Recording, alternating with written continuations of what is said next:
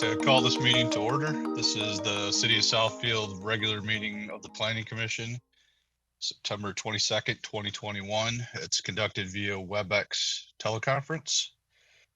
I'd like to start off with the Pledge of Allegiance.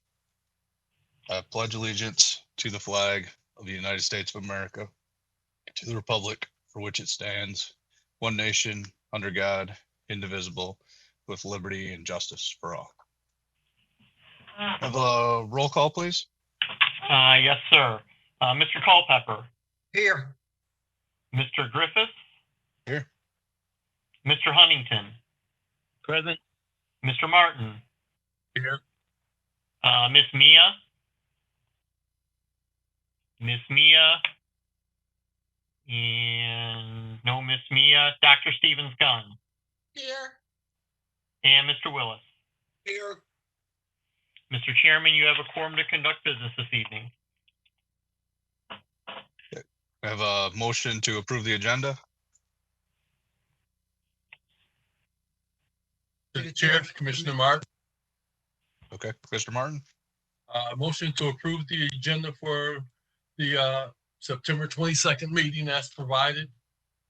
This is Commissioner Willis, Port. Yeah, we got a motion to approve the agenda by Commissioner Martin and second by Commissioner Willis. And can we have a roll call vote on the agenda, please? Yes, sir. Mr. Culpepper. Yes.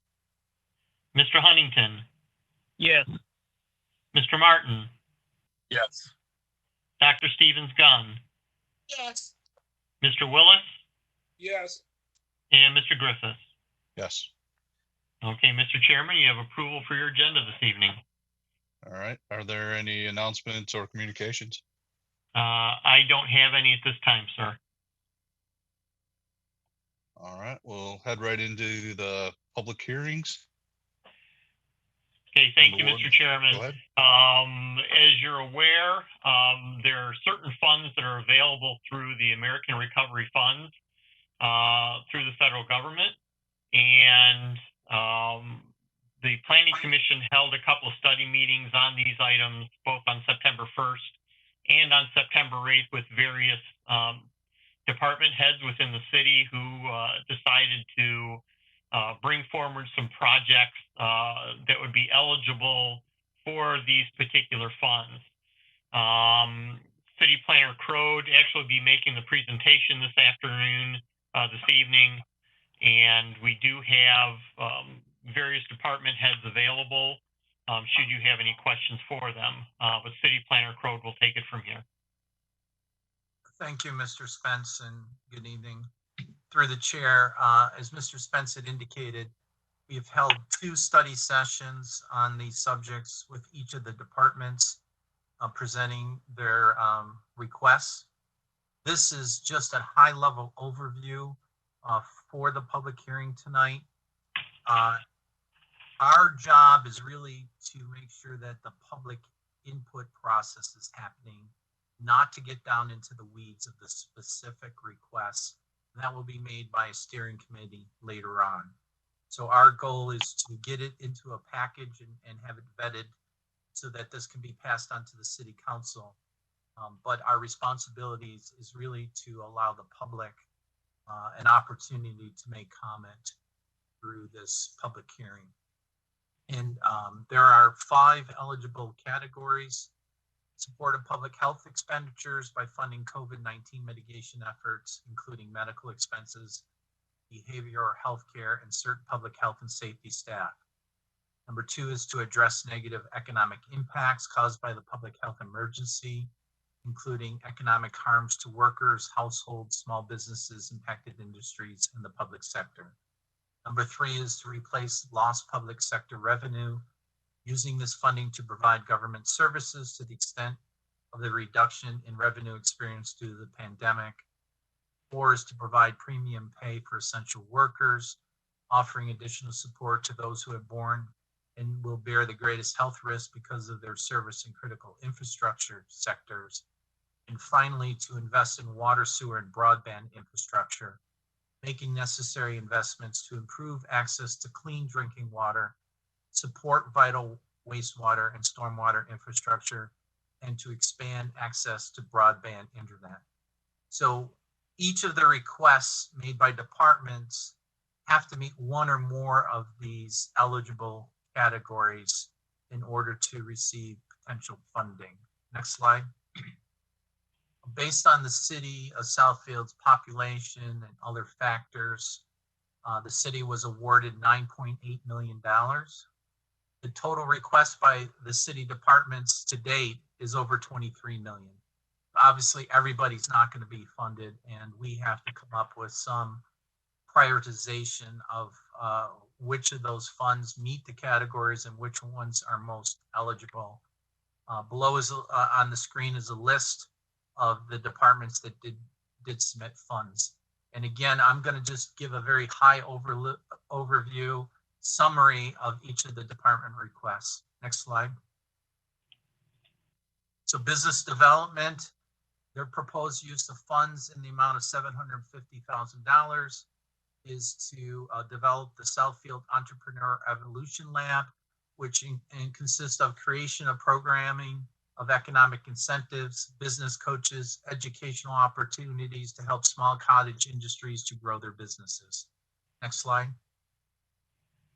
April 15th put in a request for replacement of older equipment to allow reach to a broader streaming audience, the ability to edit off-site, to provide 21st century lighting, and to offer better video on demand services to communicate with the public. Their request totals approximately $488,000. Next slide. Code enforcement submitted a request for sanitary sewer connection grant and hardship assistance to homeowners due to failing septic systems. They have also requested to purchase some additional sidewalk snow removal equipment. Their total request is $130,000. Next slide. The fire department is submitted requests for protective personal, structural, and proximity firefighting equipment, or PPEs, to have a filing system to handle higher volumes of breathing air for firefighters, to provide some additional commercial generators, and to replace station number 1 and station number 3. Their total request is $13,500,000. Next slide. Human Resources is requesting funds for office renovations and office furniture to maintain social distancing, the purchase of 10 iPad tablets to facilitate remote meeting attendance. Their request is just over $36,000. Next slide. The library is requesting funds for internet hotspots for lending, PPEs for public use, and outdoor space repurposing of the library patio, children's garden, and exterior walkways. Their total request is $225,000. Next slide. Parks and Recreation is requesting money to purchase a mobile stage, movie screen, and sound system, the replacement of playground structures at 6 parks, development at Miller and Sims Park, to provide tennis courts at the Civic Center, the repair of the tennis courts, I should say, to install an interpretive trail system at Lincoln Woods, to pay for the Beechwoods master plan, to improve restrooms at the Civic Center, to improve the maintenance and repair of golf paths at Evergreen Hills, to replace the roof at the restroom at Inglewood Park, and Civic Center Arena Pavilion in Berg. Their total request is $2.1 million. Next slide. And this is, previous slide was the breakdown.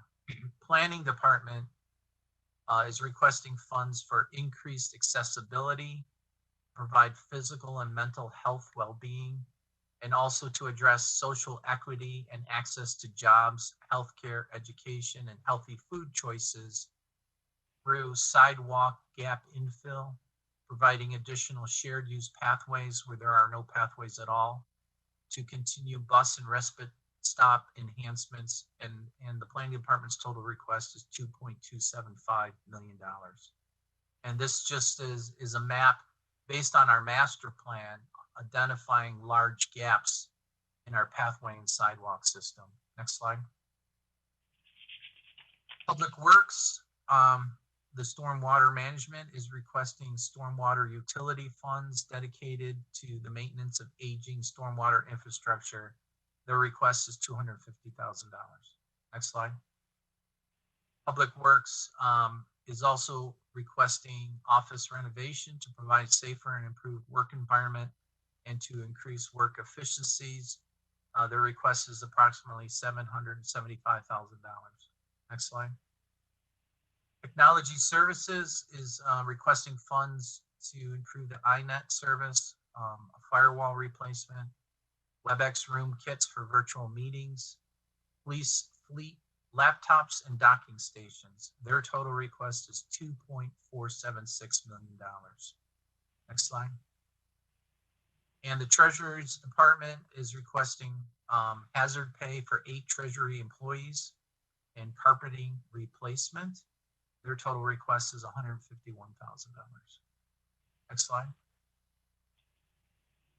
So again, the American Recovery Funds is coronavirus state and local fiscal recovery funds to provide eligible governments, which the city of Southfield is one, with a substantial infusion of resources to meet pandemic response needs and rebuild a stronger, more equitable economy as the country recovers. We've already gone through the 5 categories, and we have done a high-level overview of each of the department's requests. And I would ask that the commission hold any questions or comments until after we open up the public hearing. And I'll be happy to try to answer any questions at that time. Thank you. Thanks, Terry. This is a public hearing. I'd like to open up the public hearing at this time, and on the screen, and Jeff will read the ways to connect to the call. Yeah, thank you, Mr. Chairman. So for any public that are either listening or watching on cable, your opportunity to make comments on the American Recovery Funds discussion and eligible uses for these funds within the city of Southfield. Now is your opportunity to call in and make those comments known. The telephone number to call is 1-415-655-0001. And then when prompted, put in the code 2344-436-5540. Mr. Chairman, and for the public and those currently listening, there's a little bit of a delay between the Planning Commission meeting and what's shown on cable. So we'll give this a minute or so to allow people to call in.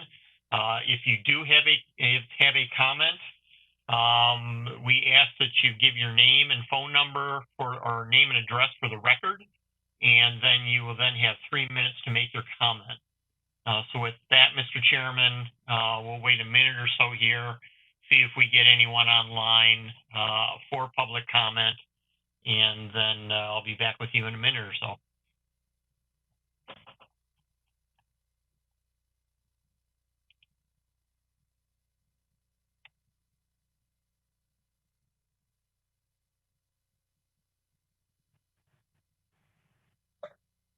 And while we're waiting, I do want to mention that we utilize the master plan social website with questions and comments where individuals could rate whether they felt a particular request was important, relevant, neutral, extremely important, or not at all important.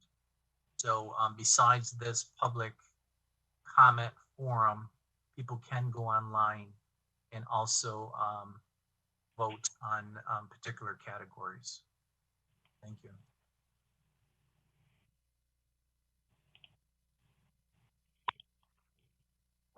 Okay, Mr. Chairman, I will ask the question, do we have anyone online who would like to make a comment on the American Recovery Fund?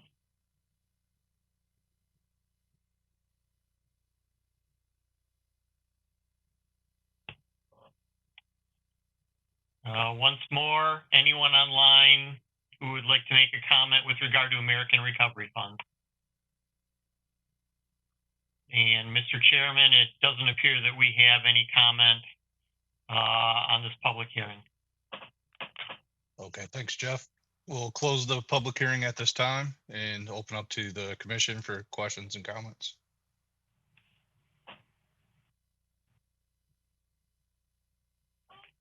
To the chair, this is Commissioner Culpepper. Yes. First of all, I'd like to congratulate all of the department heads. I think you guys did a great job on presenting to us your needs and desires. Just a comment, as Terry stated up front, you only got 9.8 to the city and 23 million out there. And there are 4 departments that are asking for millions of dollars or over. So quite sure you may not get everything that you want. And I'm sure that you have your priorities in order, saying whatever monies you get, how you will spend them. But you know better than anybody. I'm not sure how the money will be allotted. I heard Terry mention a steering committee will be formed. So I'm assuming that this steering committee will set the guidelines and rules on how much money goes to each department. Again, that's just a comment. But again, I think it was a great job done by all departments. Well done. You asked for what you thought you needed to preserve yourself during this time. And I just want to say great job. Thank you, Chair. Through the chair, Commissioner Huntington. Yep, go ahead, Steve. Okay. I just want to say I think this money is right in time for the city of Southfield. I think it's really, really going to help us keep moving forward. And I think, everyone that has presented their case do meet all the categories for eligibility. So I'm looking forward to seeing what really happens with this money and what's really done with it. And hopefully it really does help the city of Southfield like it should. Thank you.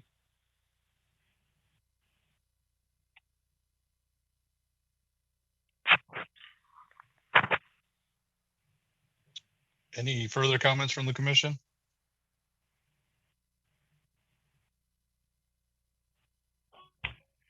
Mr. Chairman, Yes. I just wanted to let you know, I had 2 callers come on just as we were closing up the public hearing. Not sure, sir, if you want to kind of open up the floor again to that, just in case these people have comments or not. I think that would be fair. It's been pretty difficult for people to connect on these WebEx meetings. So yeah, we'll entertain the comments if they could keep their comments to 3 minutes and identify their name and address for the record.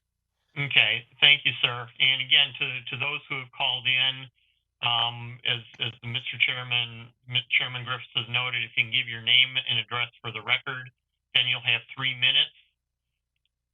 So if you have a question with regard to or a comment with regard to American Recovery Funds, now is your opportunity. Hello? Yes, hello? Yes, my name is Fred Bunker.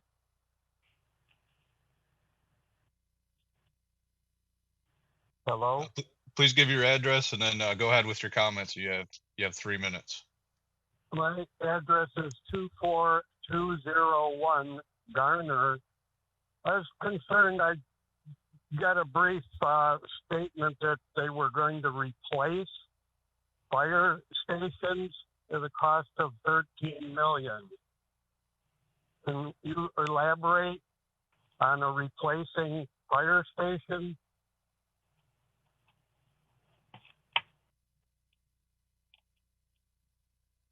Mr. Hello? Bunker, yes, Mr. Bunker, after we close the public comments, if you have no other comments, I will address that and possibly somebody from the fire department. But I was also concerned about the condition of the parking lot at Carpenter Lake and how perhaps some dollars should be spent on existing before we get into the Beechwoods master plan. It's going downhill quickly, and I understand it's a permanent construction site now with the signs that indicate such, and that the people who are climbing on the rocks are doing so at their own risk. The city takes no liability. Should someone get hurt, they're considered to be trespassing if they're climbing on the rocks. Am I correct?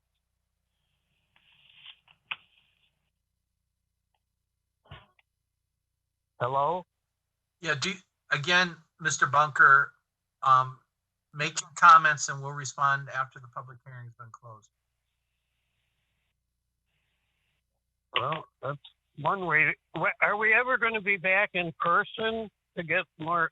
I'm not sure why children are going to school, but our elected officials and our paid staff can't meet in public. Other cities are meeting with the residents who pay their salaries. We pay salaries for the employees of Southfield, and they continue to meet in private.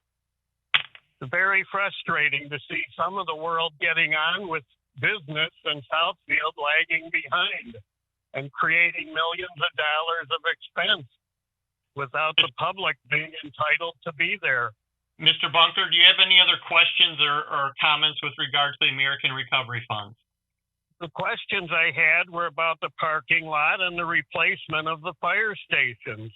And City On Planner 9 Mile. Crode has noted that he will respond to those after you're done making your comment with regard to the funds. So were those the Finished. comments Thank on you the for your funds? time. Thank you, sir. And Mr. Spence, you said there was possibly one other person that wanted to make some comments. Yeah, well, there's one other call in. And again, well, if there is anyone else who would like to make a comment, now is your opportunity.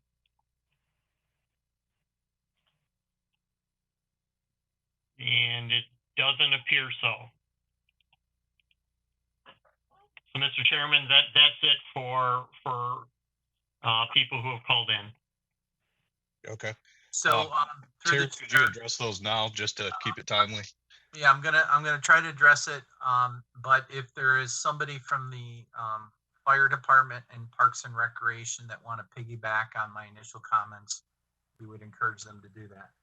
I can tell you that the fire station renovations or replacements have been part of the capital improvement plan, and the city administration has encouraged the departments while they're making their requests under the eligible categories to reference the capital improvement plan.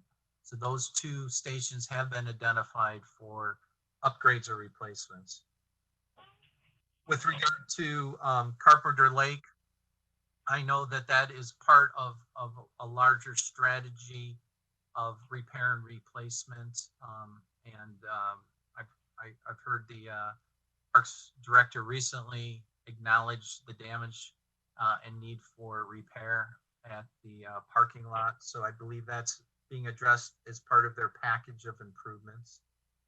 And then just simply with regard to public meetings, city administration and city council and the mayor are reviewing COVID cases, especially with the variant.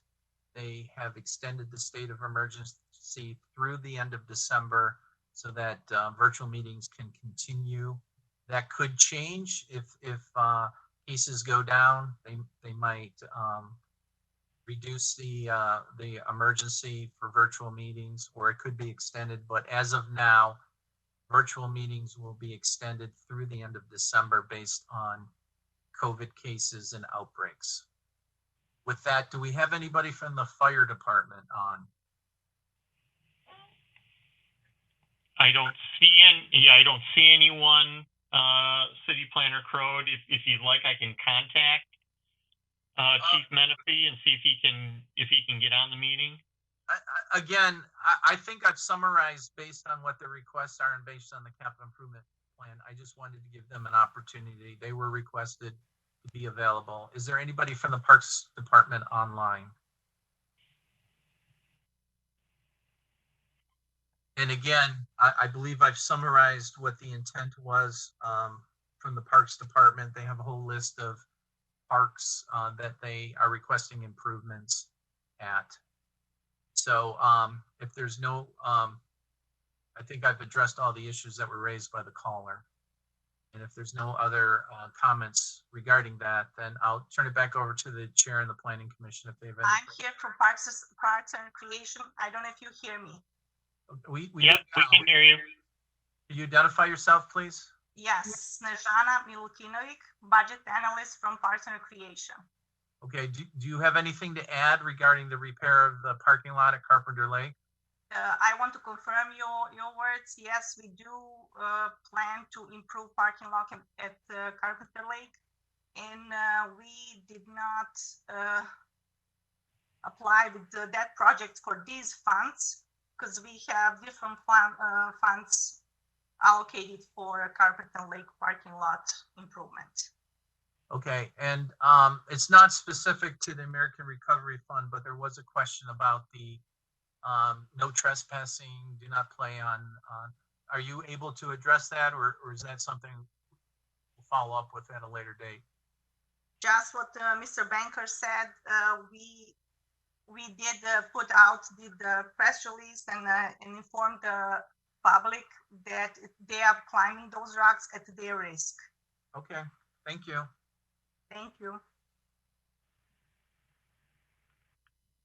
All right, thank you. Commissioners, were there any additional comments?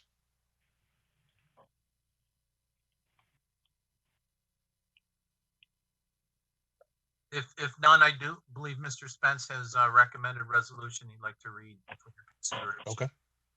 Go ahead, Jeff. We're ready. Yep. Thank you, Mr. Chairman. So with regard to the American Recovery Fund, the Planning Department does recommend favorable recommendation from the Planning Commission to the City Council for the City of Southfield Coronavirus State and Local Fiscal Recovery Funds proposed department project per the draft report dated 9/17/21 for the following reasons.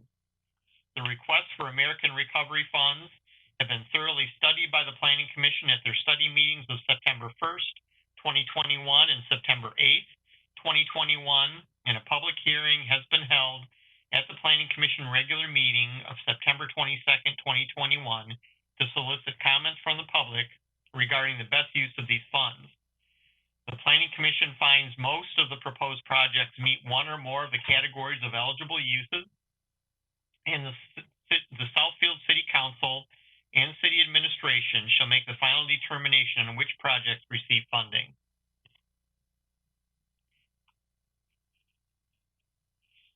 Thank you. I'll entertain a motion.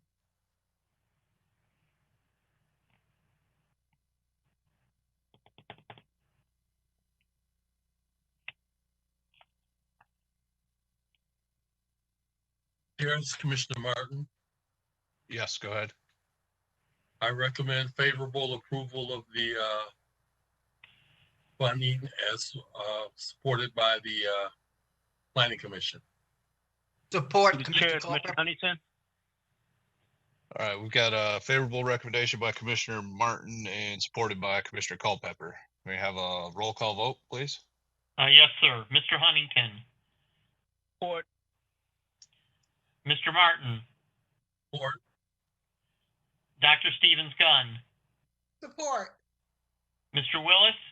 Support. Mr. Culpepper. Support. And Mr. Griffith. Support. Okay, Mr. Chairman, you do have a favorable recommendation for the American Recovery Fund proposal. Okay, great. Next item would be PSLU 21-0007. Yeah, if I may just to take a moment just to thank all the various department heads, worked so hard to kind of put this together. We appreciate the time and the effort. And thank you for being on this evening. But your presence is not needed any longer this evening, so you can feel free to hang up. Thank you.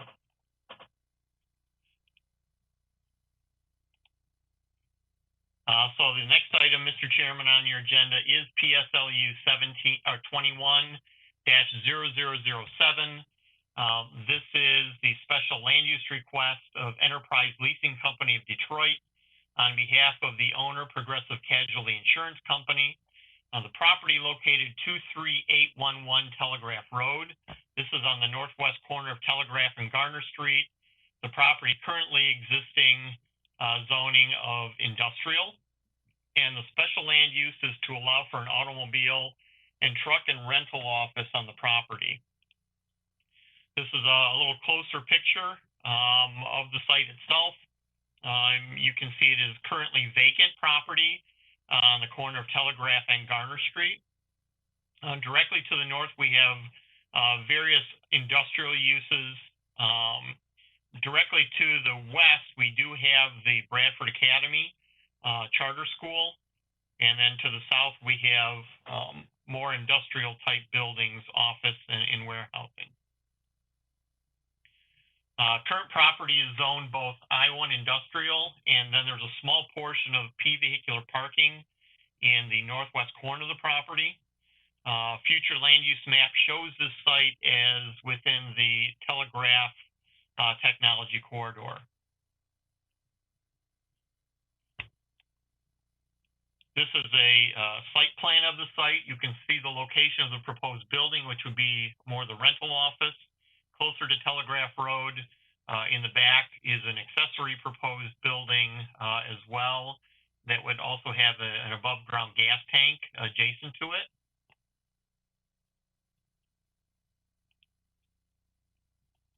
Proposed elevations for the building that would be closest to Telegraph Road. The accessory building in the back. And then with that, we do have, I believe that Allison Bishop is online along with other members of her team. Allison, this is your opportunity to explain your project further.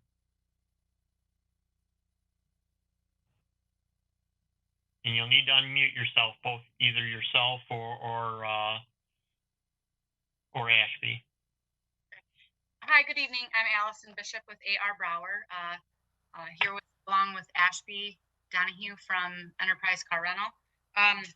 So the project at 23811 Telegraph Road is on 3.08 acres, and the site, as you previously saw, is vacant. Enterprise Car Rental is proposing to build two buildings, one for the car rental facility and one for the cleaning and detailing at the rear of the site. We met with the Art Commission last night, and they approved conditionally our fountain and benches along Telegraph, and we look forward to answering any questions you have on the project. Thank you. This is a public hearing. I'd like to open up the public hearing at this time. Yes, thank you, Mr. Chairman. Again, for those who are online or watching on cable, this is your opportunity to call in and make a comment about this proposal. Again, we ask that you keep your comments to 3 minutes, and that you give us your name and address for the record before you begin your comments. So again, Mr. Chairman, as I noted earlier, there's a little bit of a delay between this meeting and what's shown on cable. So we'll wait a minute or so and see if we have anyone get online. If we do, I will bring them on in a minute or so.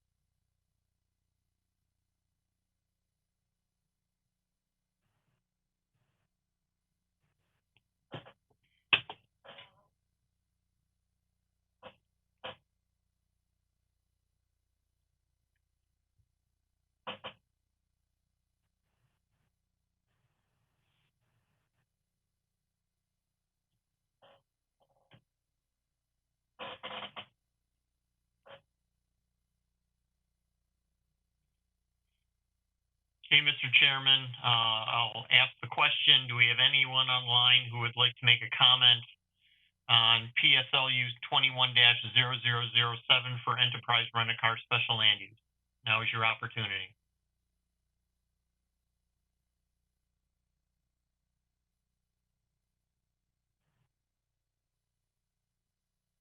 And Mr. Chairman, it does not appear that we have any public comment on this item this evening. Okay, the public hearing is now closed. And I'll open it up to the commission for questions or comments.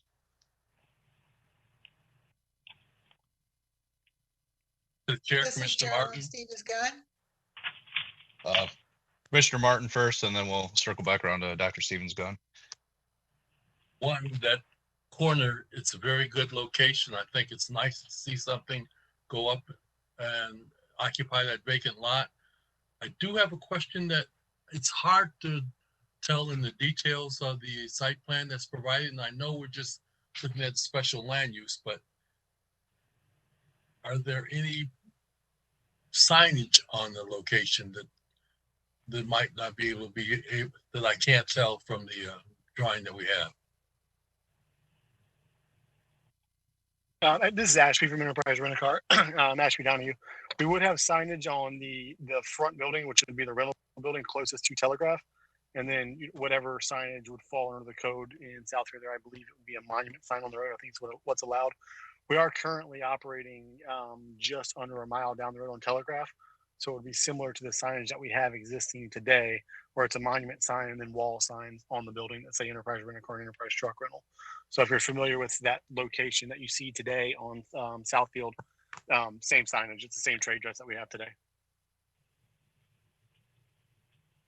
Okay, thank you. What are you still going to occupy the building north on Telegraph? We will occupy that building. It will not be for rental. Enterprise, like a lot of people, we had to restructure like a lot of companies and close certain business lines, restructure. So that site is actually the closest site to our headquarters for the state of Michigan on Grand River and Farmington Hills. So it will be an administrative function moving forward, kind of an offshoot of our corporate office. So we're gaining, not losing. Thank you very much. Dr. Stevens Gunn.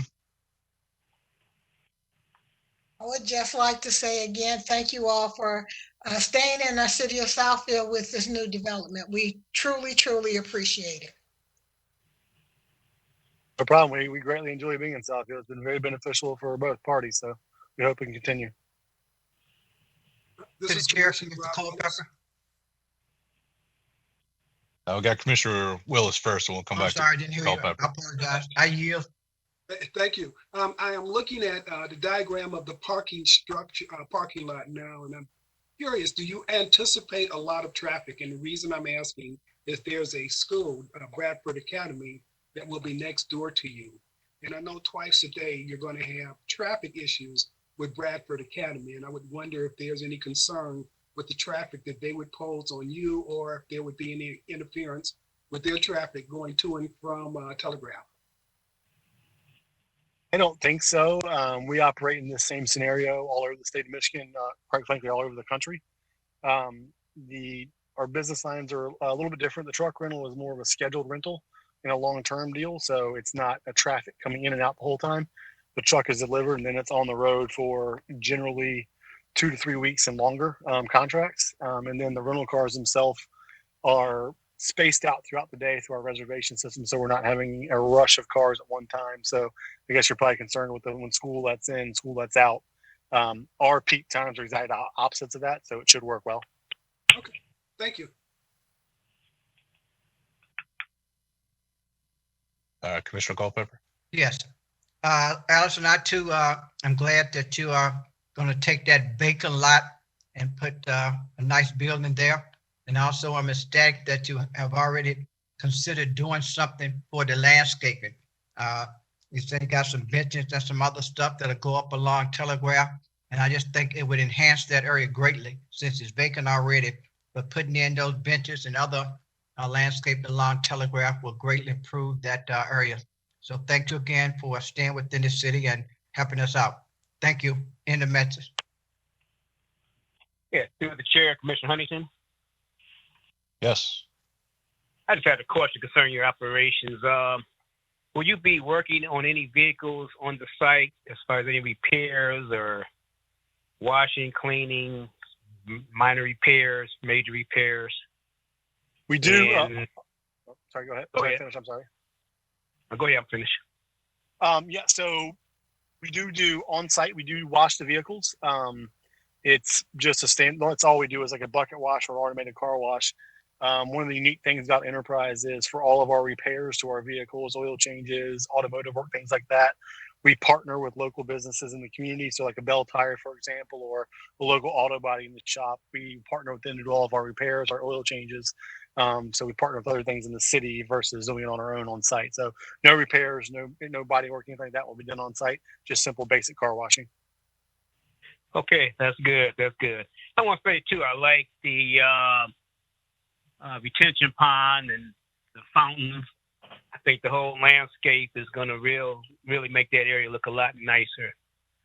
So thanks a lot. Good luck to you.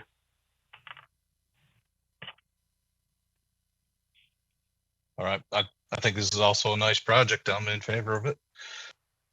Looking for a recommendation from planning staff. Before we go to the recommendation, I do have a comment and a question through the chair. Okay. Planner Crode. Again, you guys are just making a recommendation on special land use. The site plan will be done administratively in our department because it's an industrial zone.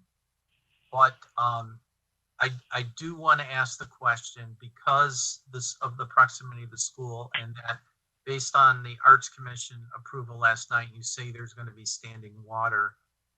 Do you have any proposed fencing around the retention pond? I don't know the answer to that question. Allison, are you aware of that by any chance, if there's fencing that's proposed on there? We are not proposing fencing at this time. I don't believe that those grades are such that would require a fence. Usually a particular grade would require a fence for safety concerns, but I don't believe that those grades are steep. Yeah, I understand. And that's why I kind of wanted you to say that on the record. Also, what is the depth of the water that will be retained at any given time? I believe it is 3 feet because that's what we needed to make sure that we could have a functioning fountain. Okay. And again, I think we'll get into this discussion at a deeper level during the site plan review. But I did want to bring it up under the special land use because of the school and other issues that I wanted the commission to take into consideration. With that, through the chair, Mr. Spence can read the recommended resolution into the record for your consideration. This is Geraldine Stevens again. May I ask a question, please? Sure. Go ahead. May I ask a question? Yeah, go ahead with your question. Mr. Crow, will once the site plan gets developed, will we have an opportunity to take a look at it? No, it's because it's an industrial district. As planning director, I have sole responsibility for reviewing the site plan. However, hours of operation, traffic circulation, and other issues that are pertinent to the special land use, you can make comments on or make recommendations regarding the site plan. But this is not a site plan review, and you will not be seeing specifics of the site plan. But if it's germane to the requirements of special land use, you certainly can make comments or recommendations that will carry on under the site plan review. Thank you for the information.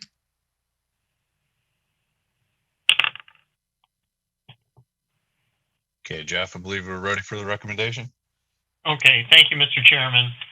With regard to PSLU 21-0007, the Planning Department does recommend favorable recommendation of the special land use of Enterprise Leasing Company of Detroit on behalf of the owner, Progressive Casualty Insurance Company, to allow for an automobile and truck leasing and rental office to be located at Sidwell Parcel 2429-426-033 on the northwest corner of Telegraph Road and Garner in Section 29 of the City of Southfield for the following reasons. And conditions. It's subject to approval of PASP 21-0034 by the city planner. Hours of operation shall be limited to 8 a.m. to 6 p.m. Monday through Friday, 9 a.m. to 2 p.m. Saturday and Sunday.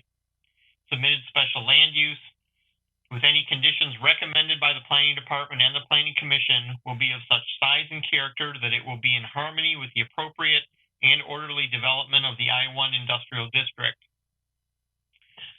Location, size, intensity, and periods of operation of the proposed use is designed to eliminate any possible nuisance likely to emanate therefrom, which might be adverse to occupants of any nearby permitted use.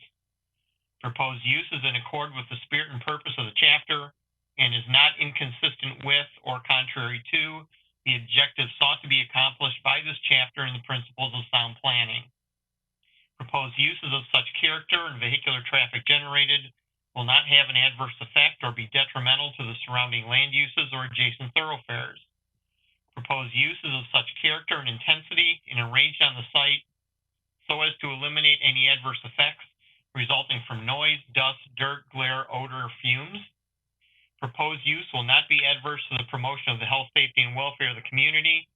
And the proposed use is designed and operated so as to provide security and safety to employees and the general public. And that concludes this presentation. Thank you. We're looking for a motion on PSLU 21-0007. This is Commissioner Rob Willis. Yes. I move for favorable approval of PSLU 21-0007. Commissioner Martin, support. I've got a favorable motion by Commissioner Willis, supported by Commissioner Martin. And may we have a roll call vote? Yes, sir. Mr. Martin. Support. Dr. Stevens Gunn. Support. Mr. Willis. Support. Mr. Culpepper. Support. Mr. Huntington. Support. And Mr. Griffiths. Support. Okay, Mr. Chairman, you have a favorable recommendation for PSLU 21-0007. And if I could, Allison, could you contact my office tomorrow just so we can talk a little bit more about the site plan issues? Yep, Thank certainly. you. Thank you very much for your support. Thank you. Good job. Good luck. Thank you. Thank you. Thanks. All right, next item is PSLU 21-0008. Yes, thank you, Mr. Chairman. So this is another special land use of the petitioner owner Abraham Southfield Commons LLC.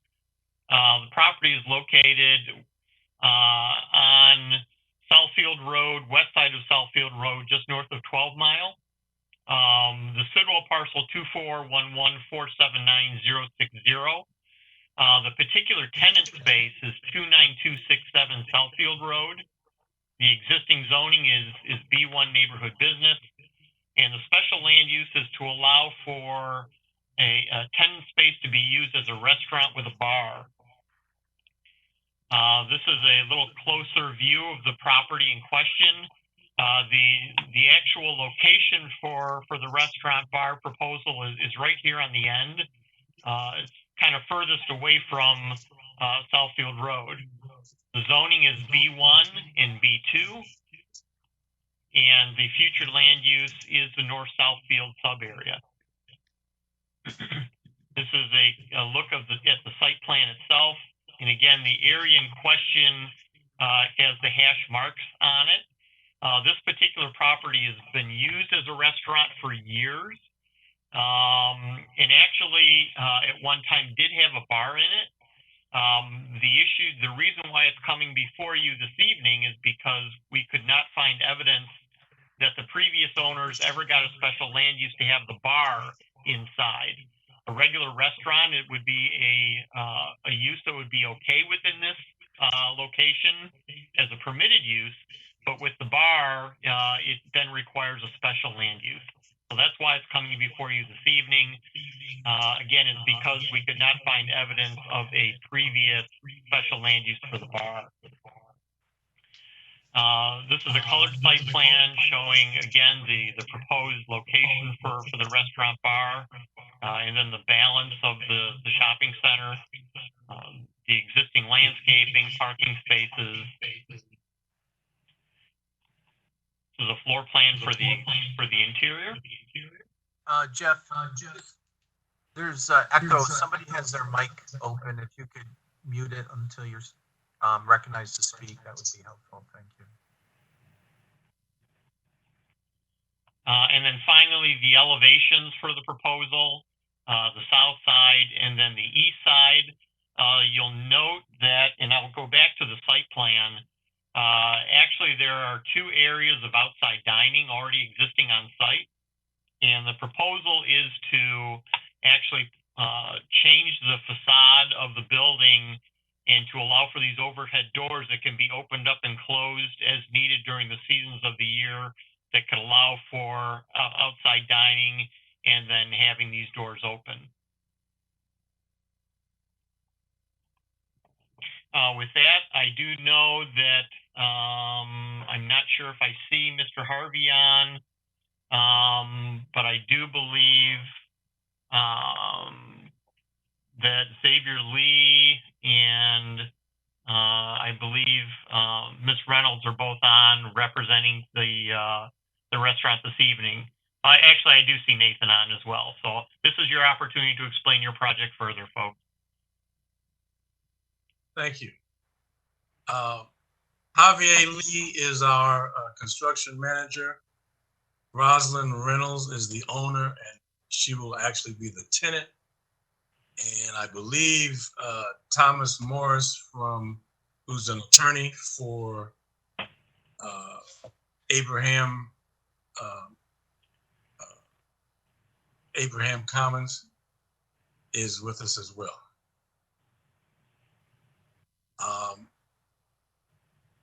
To explain our proposal, it's a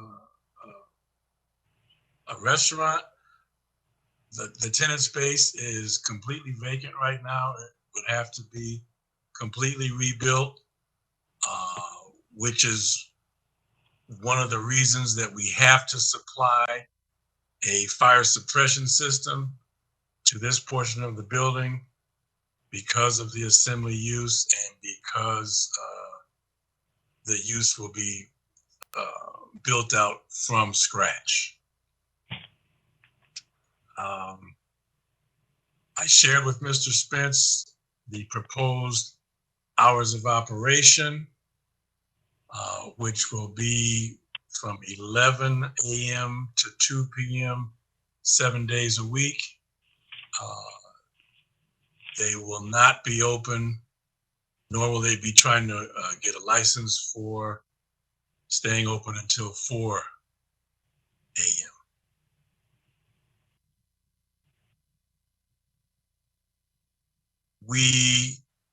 While the center does have enough parking for its square footage, the center does have several restaurants, including our proposed restaurants, which kind of force us to use a different method to calculate the parking, which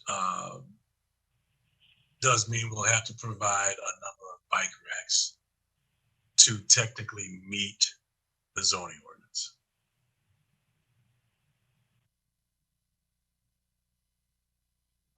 If I could, through the chair, one bike rack is required for accommodating 4 bicycles, and we can give you credit for 1 parking space.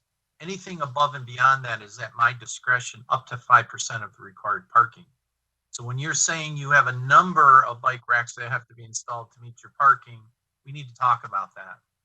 I don't know what the efficiency is, and I was just typing you a note. Looks like your parcel is landlocked. Are there existing cross-access agreements in place? And do you have reciprocal parking agreements with your adjacent properties? I do not know. I don't know if Mr. Morris could speak to that. Yeah, if I may through the chair, with regard to parking on the site, actually the restaurant itself requires 83 spaces. Provided on the entire site are 393.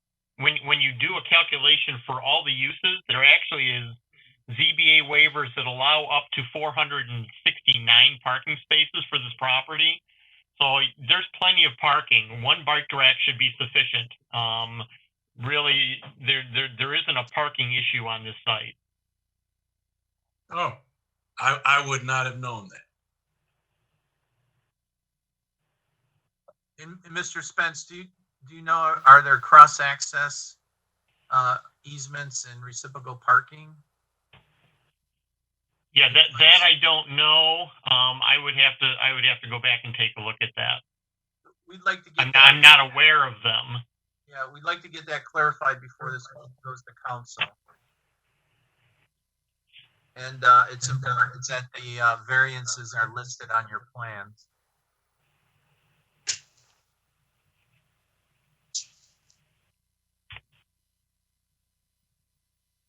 Mr. Chairman, I may be able to address the parking if you'd like.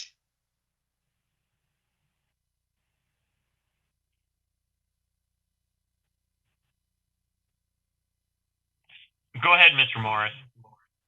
So Abraham Southfield Commons owns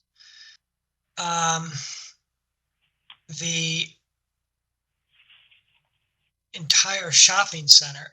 There's both the shaded portion of the parking lot is shown, and there's some that's shown in white, which is also part of Southfield Commons shopping center. So in this picture here, there's a portion is outlined in red, and then to the southeast of that portion, where your cursor is pointing right now, is a second building that is owned by Abraham Southfield Commons.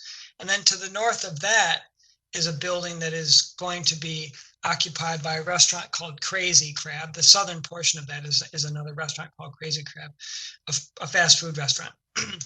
Now, Southfield Commons owns these three, what appears to be three parcels on your map. The red portion, the portion to the east, and the portion to the southeast. So there's I think Mr. Spence said 383 parking places. I believe that's the number, the figure that I saw. We had the property manager provide us a count of the spaces. There's a large number of spaces. And the lease that's under negotiation, ready for signing with the tenant, provides that they can use the common areas for parking. They're not limited to some area that's immediately adjacent to the restaurant premises. As far as reciprocal easements, there is an easement at the south border of the parcel that is on the southeast. So right where the cursor is pointing, in that parcel, this parcel contains a building that has a number of tenants. At the southeast corner of this building is Einstein Brothers Bagels. So that's a good landmark to go by. That's where the cursor is pointing is Einstein Brothers Bagels. And then to the south of Einstein Brothers Bagels, there's a driveway that goes to a newer shopping center that's to the south.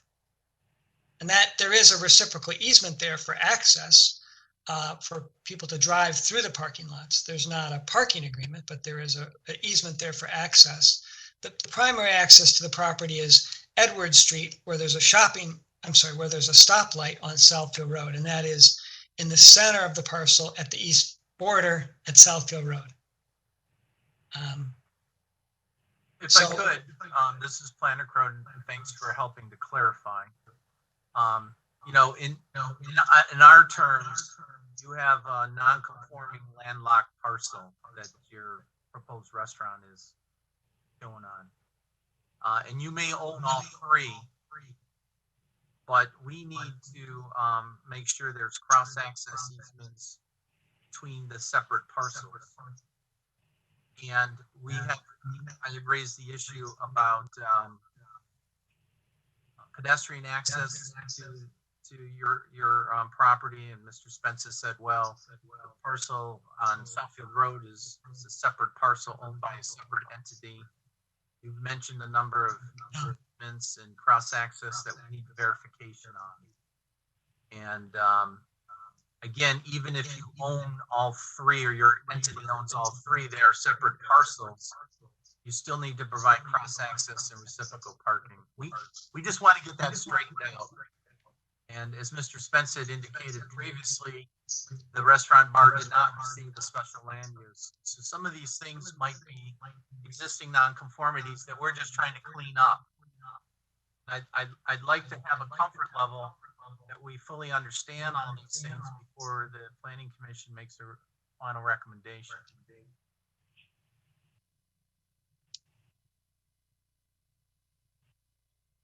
I'll have to do some research on whether these are separate parcels.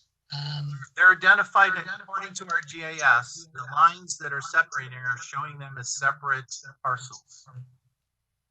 They're up for tax purposes. One of the things we would recommend is to incorporate and consolidate, do a lot combination to one major parcel. But if that's not possible, then we need to see the cross access easements and reciprocal parking to make it legal.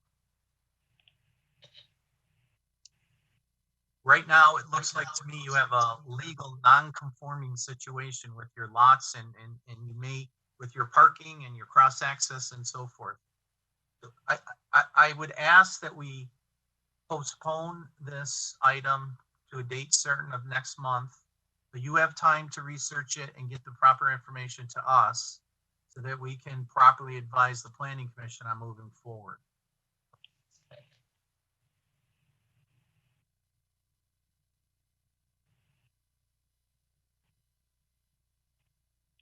Well, Abraham Southfield Commons owns all the parcels that make up the shopping center.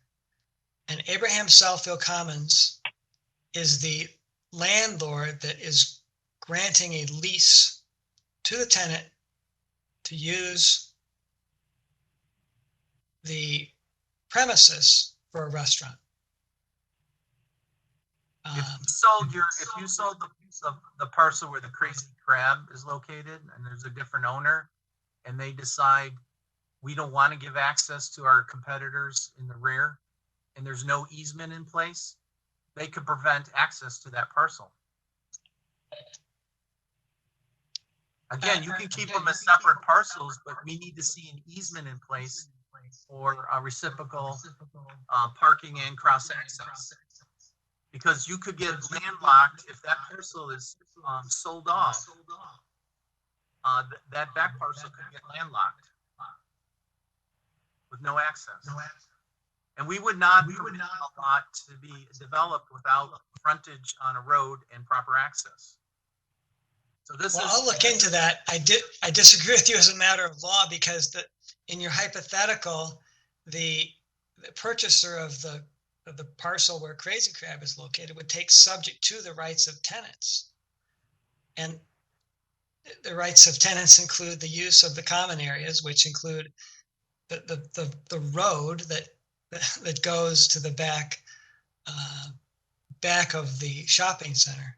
Well, I think that's an imagined issue, but I will. Not. I'm sorry. We agree to disagree. For zoning purposes, we need to see cross access easements. Leases can be broken and changed, but the easement is permanent.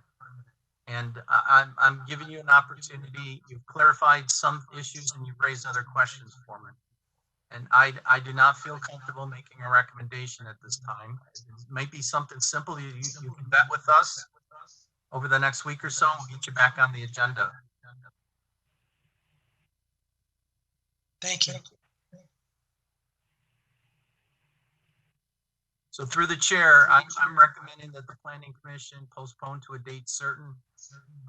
Mr. Spence can give us the date for next month's meeting. Public hearing has been held, and we can pick right up and clarify these access issues and separate parcels. And if we get everything worked out, we'll bring it right back and we'll continue with our recommendation to council. And if I may, through the chair, that date would be October 27th.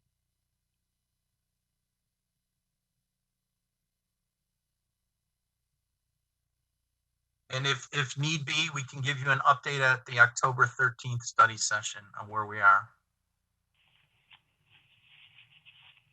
So, Mr. Morris, if you can use that date as our goal to get this resolved, so we can bring it back to the Planning Commission, give them an update, and then we don't need to republish if we postpone to a date certain tonight.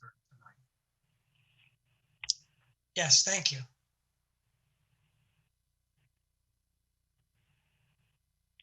To the chair, it's Mr. Culpepper.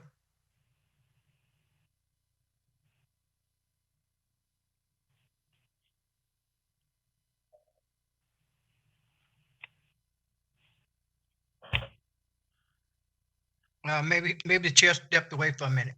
Yeah, it looks like we lost the chairman. Mr. Willis as vice chair. Then as temporary chair, I recognize Mr. Culpepper. Based on the record code statement, I recommend we postpone PSLU 21-008 to a date certain, which will be October the 27th, but also looking for an update on October 13th if possible. The chair, question, point of order. You go ahead with your point of order. Is it possible we can ask any other questions we have related to this issue before we postpone it? It's being So that if there's further clarifications needed, they can be obtained during the same time? I think the appropriate thing to do, through the chair, is have the motion seconded, place it on the floor, and then you can make comments and questions before you act on it. Recognizing that statement, then we would look for a second for the statement on the motion.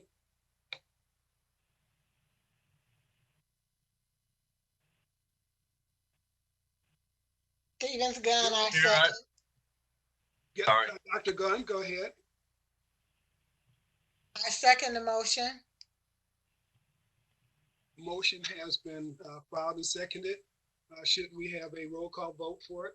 Well, Mr. Willis, if I may, Mr. Chairman, as the city planner Crowded noted, before you go into any kind of a vote, if there are any additional questions or comments, those can be made at this time. Thank you. Go ahead, Mr. Martin. There was a question at the beginning about a liquor license, and that there is no record of a liquor license for the premises in existence. Has the State Liquor Commission been contacted? Because don't they issue the liquor license? And if I may, through the chair, the issue was not have to do with a liquor license. There was a liquor license in the previous use.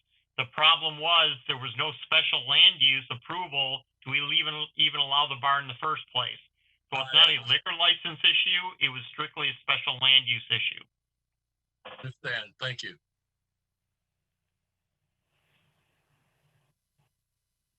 Thank you. Then are we ready for a roll call vote? Or are there any other questions?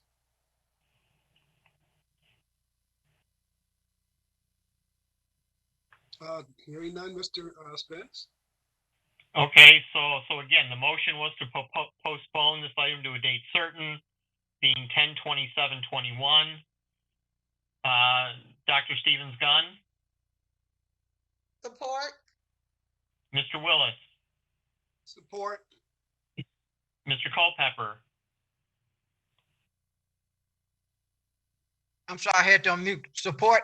I'm sorry. Okay, Mr. Huntington. Support. But if I may, through the chair, I don't believe we did open this up for public hearing, did we? Jeff, you're 100% correct. I'm sorry, I'm on mute. We did not open up for it. You are right, Jeff. Yeah, so if I may, through the chair, before, if we could place a hold on the vote, we should actually have the public hearing first before we move forward. Well, to the chair, this is Commissioner Culpepper. Brother Willis, I rescind my motion to postpone until after we have the public hearing. Thank you. Yeah, thank you, Mr. Culpepper. So again, to the public, just so we want to make sure that we're being transparent here, there is a public hearing that is required with regard to this particular item. You will have an opportunity. Actually, I will kind of go to the public hearing portion here. So you do have an opportunity to speak on this particular item. The telephone number to call is 1-415-655-0001 with the code 2344-436-5540. And as City Planner Crowded noted, by having the public hearing, that does then remove the requirement for re-advertising.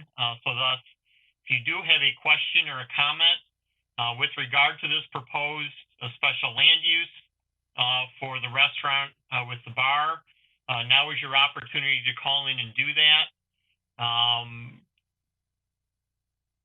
So again, now is your opportunity to call in. We will wait for a minute or so, see if we have phone calls. If we do, I will bring them online. If you do have a comment, provide your name and address for the record, and then you would have 3 minutes. So, Mr. Willis, if you just give me a minute or so here, then we'll come back on. Thank you so much.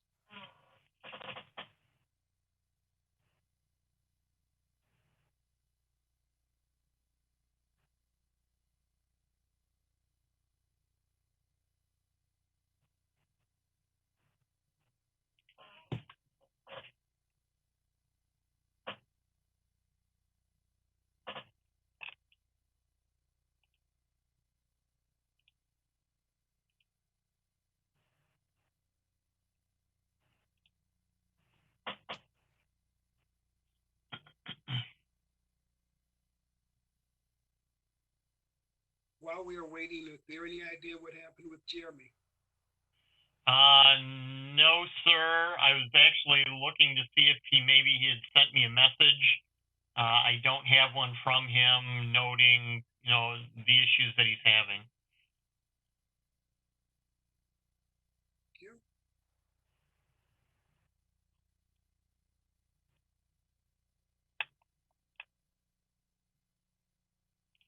And Mr. Chairman, I do have someone here on the line. Not sure if they have a comment with regard to this, but I will at least open it up.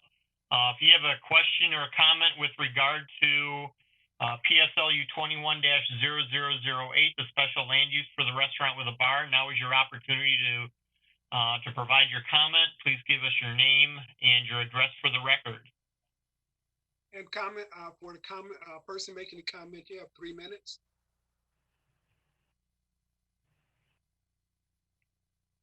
I think I'm back connected after some major technical problems there. So I'll sit back and wait. Welcome back, Chair. Yeah. I don't know what happened there. That was a bad. Yeah, welcome back, Chair. Believe me. Okay, again, is there anyone on the line who would like to make a comment with regard to PSLU 21-0008? Now's your opportunity.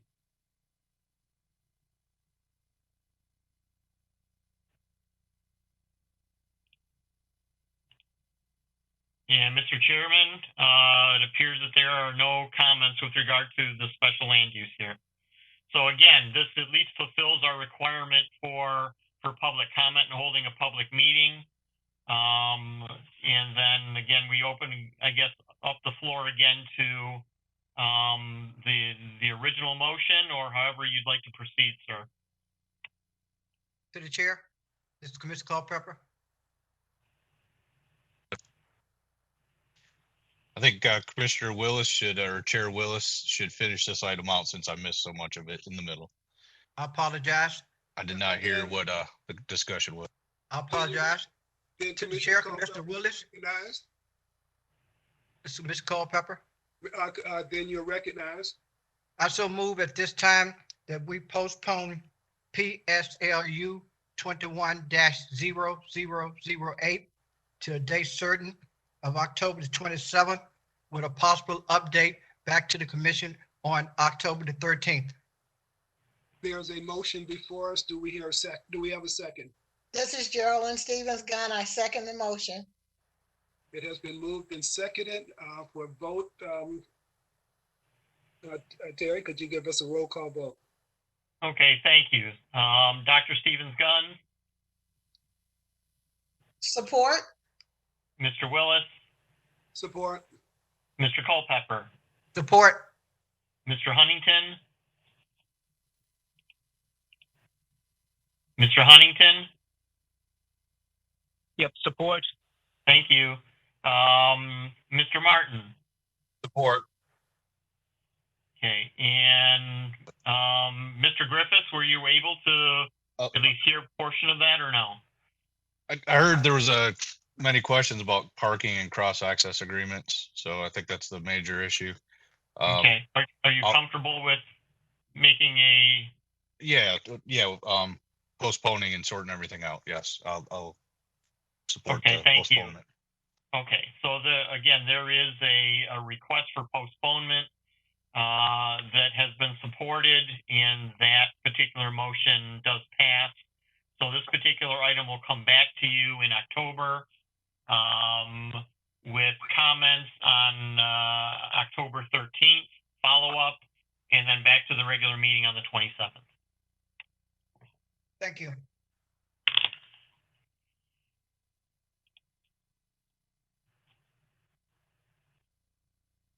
All right, next item would be item number 4, PZR ODD 21-0003. Yeah, thank you, Mr. Chairman. So this is the Overlay Development District request for petitioner Bonner Advisory Group, property located 26700 Central Park Boulevard. This is currently the Hawthorne Suites Hotel that is along I-696 in the corner with Central Park Boulevard. The proposal is to rezone to Overlay Development District for the conversion of the existing extended stay hotel to a multiple family use with a project called the Alcove. This is a closer look at the property. You can see that it is fully developed already.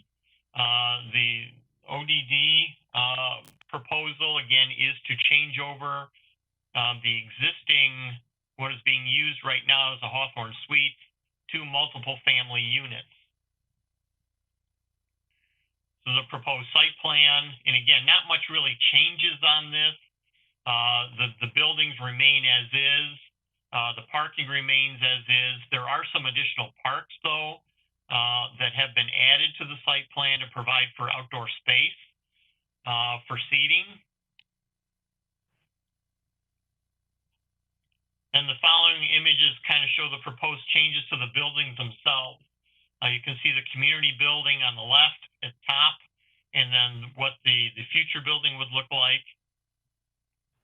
The same image on the bottom is still the community building. Community building again on top, and the new look of that. And then we move to the residential buildings. The existing, what they look like, and then proposals for those. This is the floor plan for the community building. And then these are the elevations for the balance of the property. With that, I do know that we have Mr. Luke Bonner online this evening, along with other members of his team. So Luke, if this is your opportunity to further explain your project, and if you could also fill us in on the comments that came from the meeting with the residents or board members of the multiple family development directly to the east, that would be very helpful as well. Absolutely. Thank you, Mr. Spence. Good evening, Chairman and fellow commissioners. My name is Luke Bonner with the Bonner Advisory Group. I also want to introduce Brian Pritchard, CEO of TriCap Residential, and also Rob Sanchez, VP of Asset Management with TriCap Residential. Thank you, Mr. Spence, for going through our proposed project. Just want to reiterate a couple of things before I turn it over to Brian. Number one, we are, as you pointed out, we are making a significant number of improvements to the exterior of the properties. Right now there's been a significant amount of deferred maintenance as a hotel. We obviously are going to add some very high-end detail to the property in terms of color schemes, obviously new painting, a significant amount of landscaping compared to what's there today. Some nice materials that'll include stonework, for example, on the clubhouse itself, reprogram the clubhouse, and really want to turn this community into sort of middle to high-end property. We also, in all the projects that we do, we actually feel very strongly about talking with neighboring property owners and neighbors. And so we have had the opportunity to speak with Mrs. Wilson from the Evergreen Meadows Condo Association. I spoke to Ms. Wilson by phone, as did Brian. And then we actually had a chance to meet on site yesterday to go for a walk around the property. Had a lot of really good feedback of, some of the experiences the neighbors have had, from people trespassing through their property, people hopping over fences, to bars like throwing trash into their property, which is unimaginable. And we do have a number of questions that were proposed to us in writing, which is good. Very thankful for that, but also in the conversations we had. And I think those are all really good questions. And for a community that I thought was really cool, really neat, really cute community that prides itself on its own neighborhood and maintenance, all valid concerns in terms of what they've experienced. And what I told Ms. Wilson yesterday is it's kind of hard to imagine that when something is in the shape that it's in today, it's kind of hard to imagine that it actually can turn around and be very productive. Ultimately, it's a great neighborhood. It's a great part of the city. And that's exactly why, TriCap has targeted this property for acquisition and conversion to a residential property because it is in such a nice area. So with that, I do want to turn it over to Brian to go through some of the questions that were answered, and I'll augment some of those as well. But he's also going to talk more about, TriCap and kind of their experience in managing these properties and converting these properties as well. So, Brian. Thanks, Luke. I appreciate the introduction, and thank you, everyone, tonight for the opportunity to speak with you again. I'm happy to talk a little bit about our company and answer any questions you might have about the project in detail. This is our second time in front of the commission, so hopefully this, if you would like, I can go into detail. Otherwise, I can kind of maybe address some of the questions that came up from the neighbors. What's the most practical approach this evening? I think the neighbor discussion is important. So maybe start there and just a brief summary of who you are, what you do, why you do it. Also would help. Sure. So again, as Luke mentioned, Brian Pritchard, I'm the owner and founder of TriCap. I started the company in 2007. We are exclusively a multifamily owner and operator, which means that any community that we property manage, we also represent the ownership interest as well. And today we are predominantly in the Midwest. We own and operate about a little over 3,000 apartments. Most of them are in the middle to upper middle income suburban settings, although we do have a couple of properties in Chicago as well. Of late, the market has provided an opportunity to acquire hotels such as Hawthorne Suites, which are extended stay and have existing kitchens and bathrooms and functionally act as apartments, and acquire them and convert them to apartment communities. And so this is the second such community that we are working on, with a few more in our pipeline going forward. the real goal is to take a property that's been under invested in and somewhat underutilized, but still sits in a great area like Southfield, and invest additional dollars into the renovation and repositioning. Renovation would be exterior and landscaping. Repositioning would be not only the look and feel and branding of the community, but also the tenants or the occupants of the community on a day-to-day basis. And in this instance, we're going from nightly stays and weekly stays to longer-term renovates tenants on traditional apartment leases. Traditional apartment leases for us are plus or minus 12-month in nature. So the size and nature of this community fits squarely within our expertise and how we have operated historically as a business. And so we're really excited about the opportunity.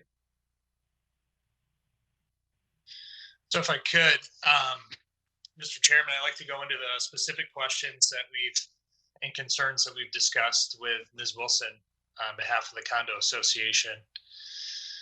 Yes, please. So since they were submitted in written format, actually, I'll just go question by question or comment by comment. Question number one was TRICAP projects there will be 144 rental units, about a third of them with more than one bedroom.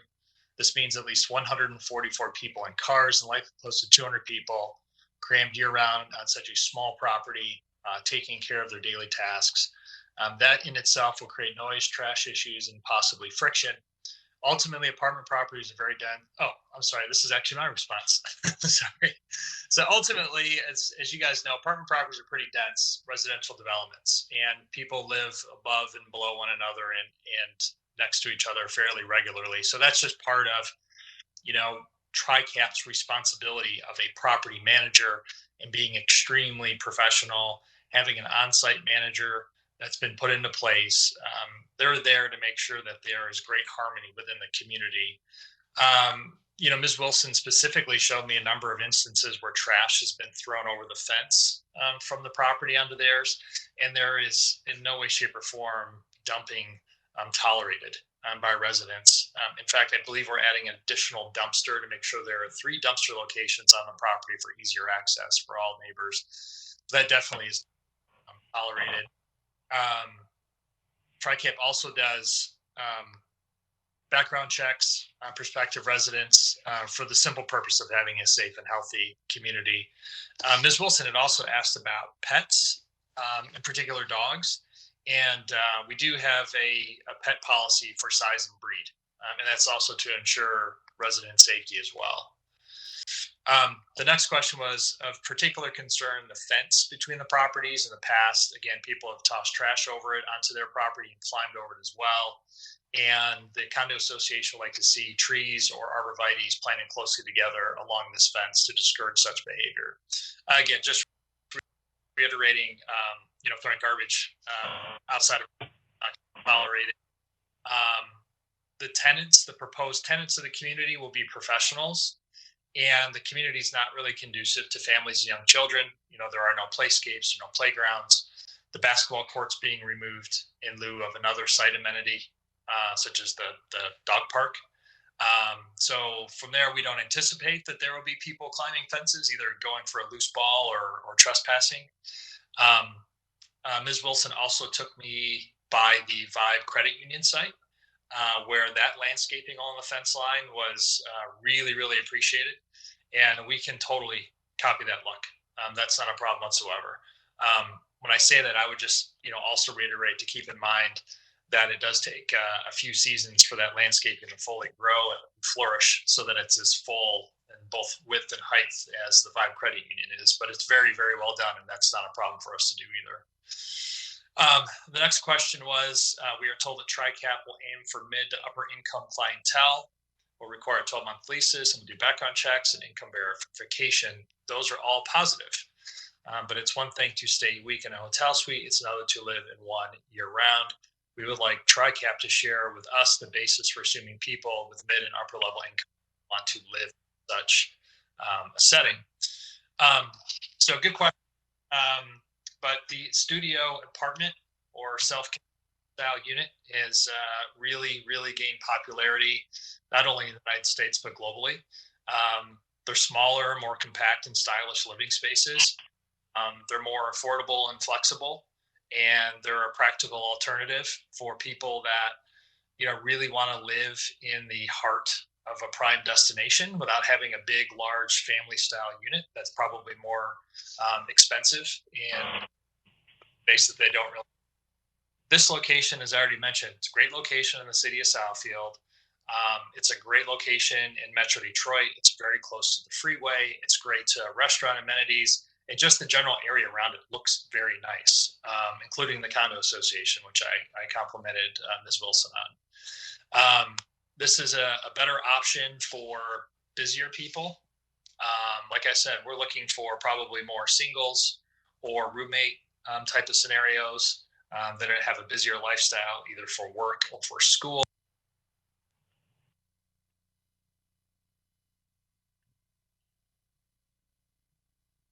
Oh, we lost Luke, but I can take over for him if that's okay. So as Luke mentioned, and I can, oh, there you're back, Luke. Do you want to finish?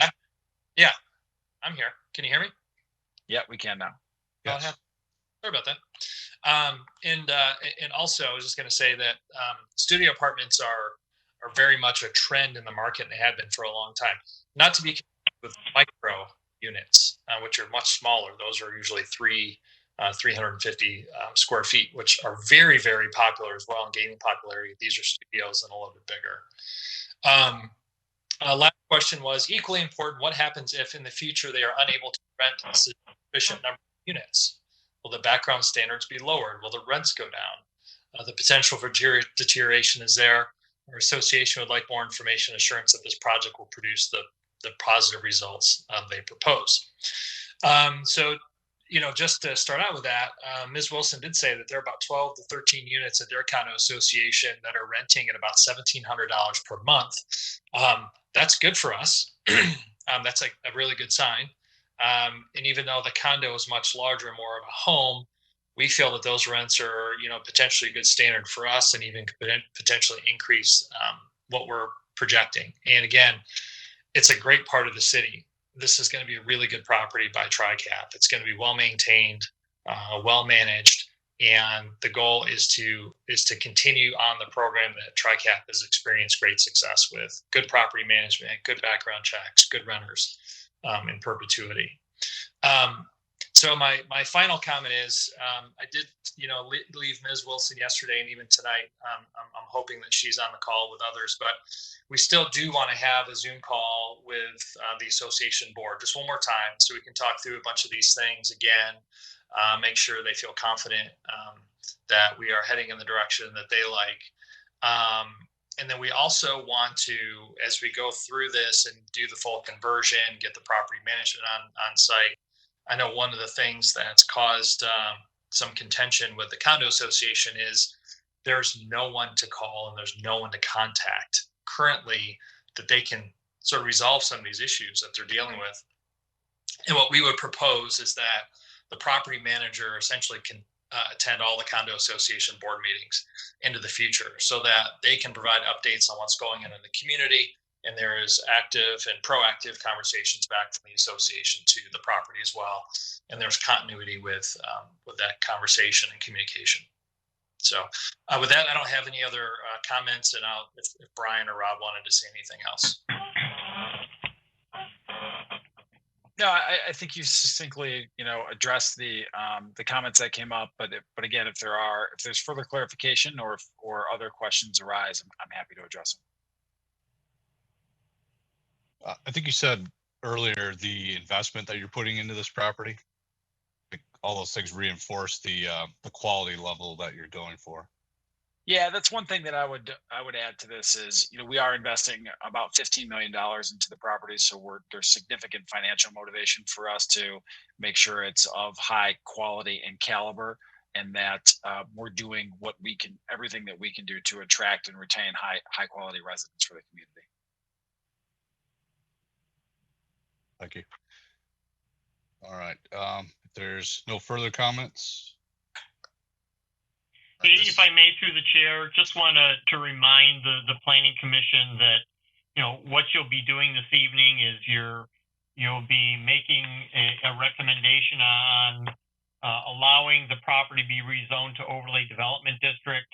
And just a reminder that, what the ODD is about, it's about encouraging creativity, innovation in land use and variety of design, layout, type of structures constructed, efficiency of land use, flexibility in placement, setbacks, encourage the provision of pedestrian amenities and extensive landscaping, opportunities for improvements of walkability, mixed-use developments. I just want to, again, just looking to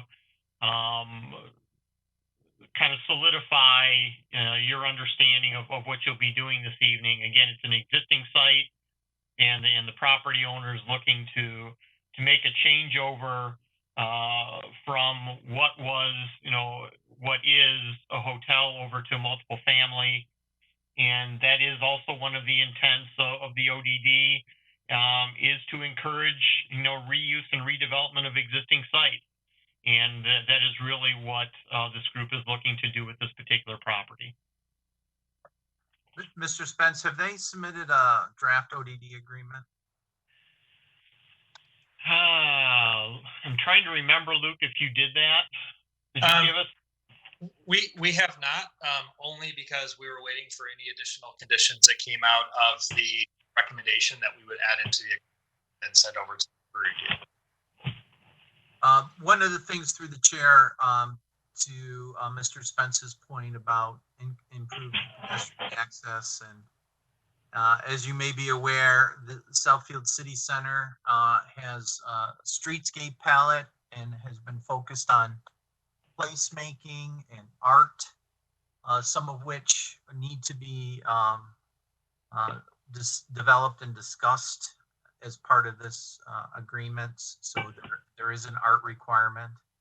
I also would like to see the development install 3 or 4 benches and trash receptacle pads on the perimeter of their property that's consistent with all the other pedestrian respite stations that we've been doing throughout the district.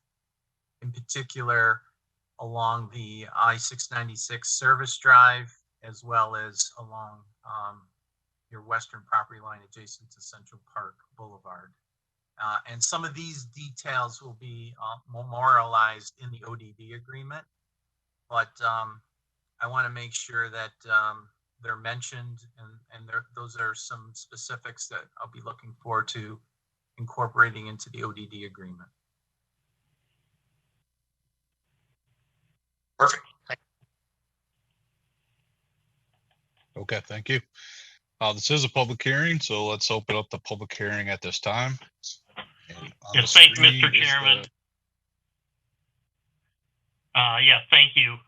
So those who are still listening or watching, this is your opportunity to make comments on PZR ODD 21-0003, the overlay development agreement of TriCap Residential Group. It's your opportunity now to call in if you have a comment. Again, we ask that you provide your name and address for the record. Then you'll have 3 minutes. As I've noted with the previous public hearings, there is a little bit of a delay between the Planning Commission meeting and what's on cable. So we'll wait a minute or so to see if we can get, I do see one person online already that potentially has a question or a comment, but we'll see if anyone else comes on online as well. And I'll be back to you in about a minute or so, Mr. Chairman.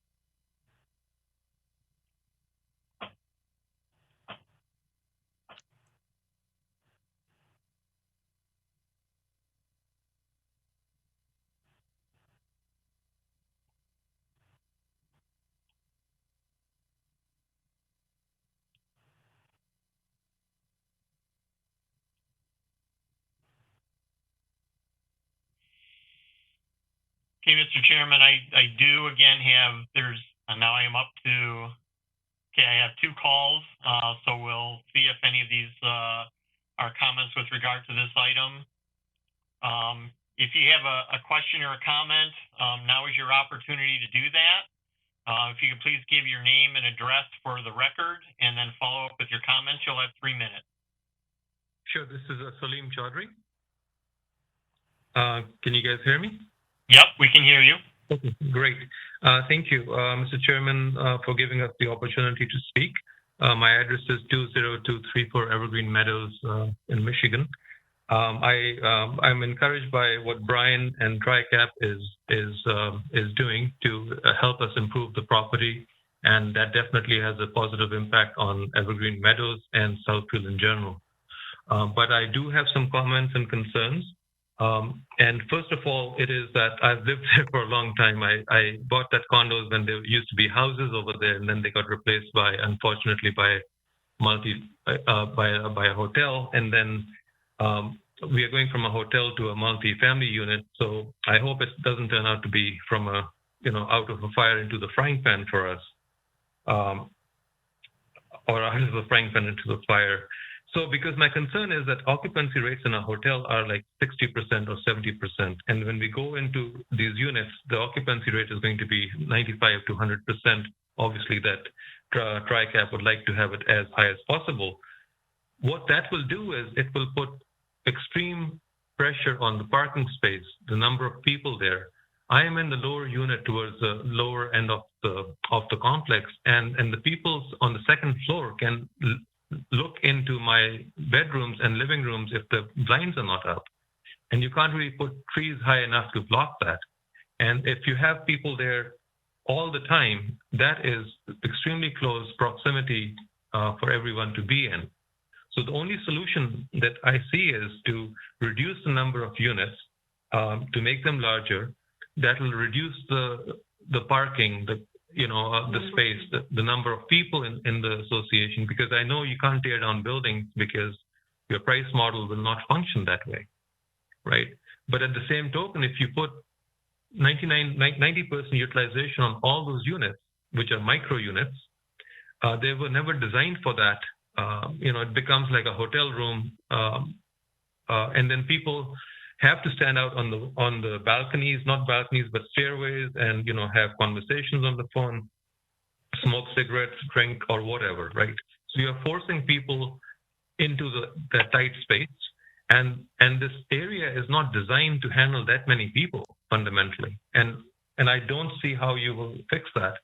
There's a little bit of green area in the south, and I would imagine you'll use that for dog park, and we already, as people said, there's an issue with garbage. The winds come from the west, and the garbage blows on from the west right into our units.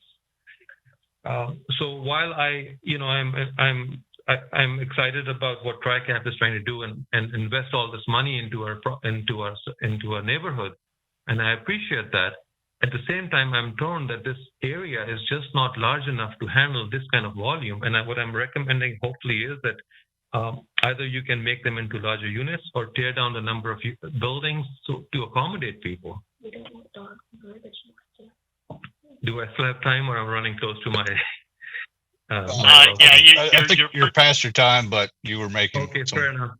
Valid points. So if you could wrap up. TriCap, Brian, thank you so much for hearing us out, and I appreciate future dialogues, and hopefully we will be good neighbors, and it'll work out for all of us. Thank you. Thank you. Okay, so next, do you have a comment or a question? I'm kind of going one by one here. There's 2 other people on. So again, I'm going to give you the next person the opportunity. If you provide your name and address for the record, and then you can make your comment. My name is Gwendolyn Hampton. My address is 20136 Evergreen Meadows. I've been a long resident of Evergreen Meadows for about 30 years.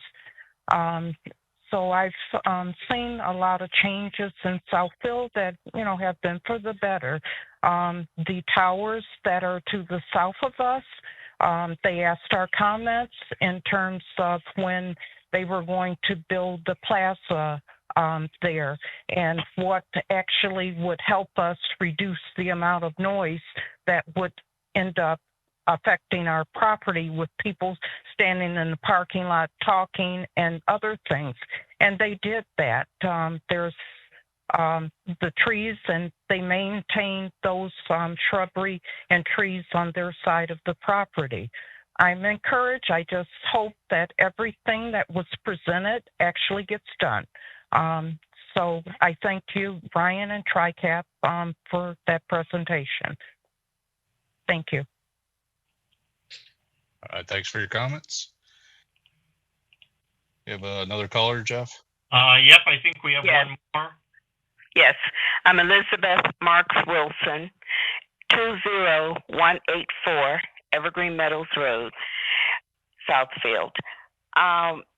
I did walk the property with Luke Bonner yesterday and raised the concerns that I have had and that other members of our community have mentioned to me.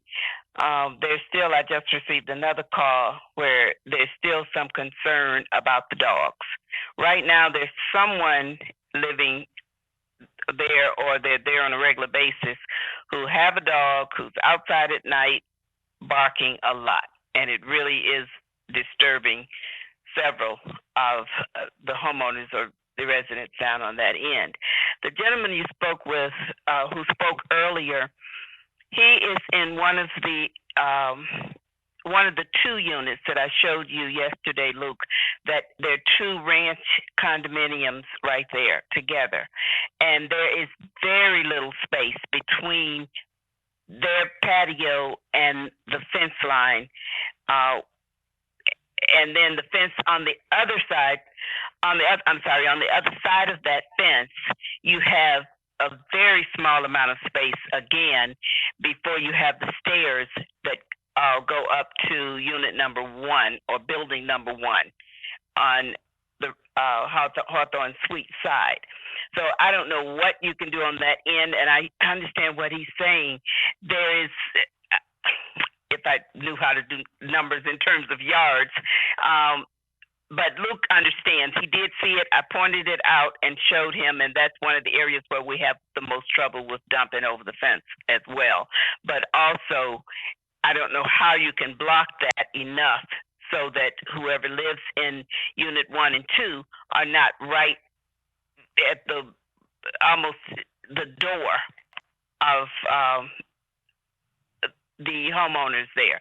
Also, when I talked to yesterday about the arborvitae going along the fence line near 4, 5, and 6, I suppose, or 5, 6, and 7, those, we would like something in writing saying that you definitely are going to block that fence line as much as possible with plantings, tall plantings. And we understand it'll take a minute, but if you plant them tall to begin with, that will, at least they will have a good start. And we will meet with you again within this next week or 2 weeks, whatever is good for everyone. Thank you.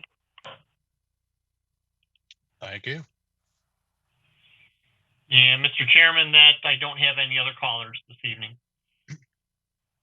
Okay, we'll close the public hearing portion and open up to the commission for comments, questions. The chair, Commissioner Huntington. Yes. I think this project fits in well with the ODD.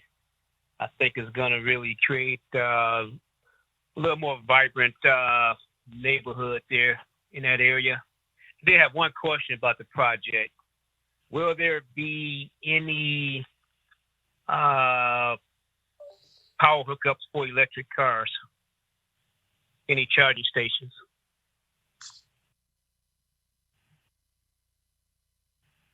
Should we address these as they come in? Yeah, just go ahead. That's a quick one. Yeah, we're currently not contemplated. I hope that that's something that our communities move to over time. The there hasn't been enough of a demand for it for us to accommodate it. Yeah, I'm kind of surprised. It's supposed to be a high-end place here, and that's going to be a very, very popular, needed resource. So you might want to look into it. Yeah, no, it's a great comment and definitely something that we would pay attention to. Okay, thank you. Chair, Commissioner Martin. Yep, go ahead, Commissioner Martin. I want to make sure, am I understanding that there'll be someone present for day-to-day contact with the condominiums or the people or the other residents within the area to take care of problems and issues? There will be after, what the process will look like. We will acquire the property, and it's important to note that everybody that's living there now will not be living there after we acquire the property. Nor will they be moving back in. So we will acquire the property. We'll start our renovation program, during which we'll have site supervision, especially during the initial phases. And as we begin the lease up campaign, there will be daily a site presence from a member of our team. And especially as the property gets stabilized, there'll be a daily presence on site, or at least a point person that can be contacted. So there will be someone available for day-to-day contact. Absolutely. Thank you. This is Commissioner Rob Willis. Yes. A couple of questions, more than a couple. First of all, I think the idea of property manager meeting with the board is just excellent. I think you're going to live together as neighbors, and that is the best way to address concerns that I would hope to be mutual. Also, the notion of having vegetation that protects the property to serve as a buffer between the two properties, placing it in writing, I think that is excellent. It kind of commands both parties to meet up, to ensure that their ideas are covered. My biggest concern is with the trash. I think you've said that there are approximately 200 residents anticipated. I can recall seeing 2 dumpsters, and I think you mentioned that there would be 1 more. I am just curious, will 3 dumpsters in a facility where people are living, not just living temporarily, but where they're, cooking every day and doing all of the other things, will 3 trash containers be enough to cover all of their trash needs? And I would wonder if there's a standard that could illustrate what that would mean. And lastly, if assuming that we approved everything, how long would it take for construction once you're started? And I think that covers it. I'll work backwards and I'll try to hit everything, but if I do miss something, please remind me.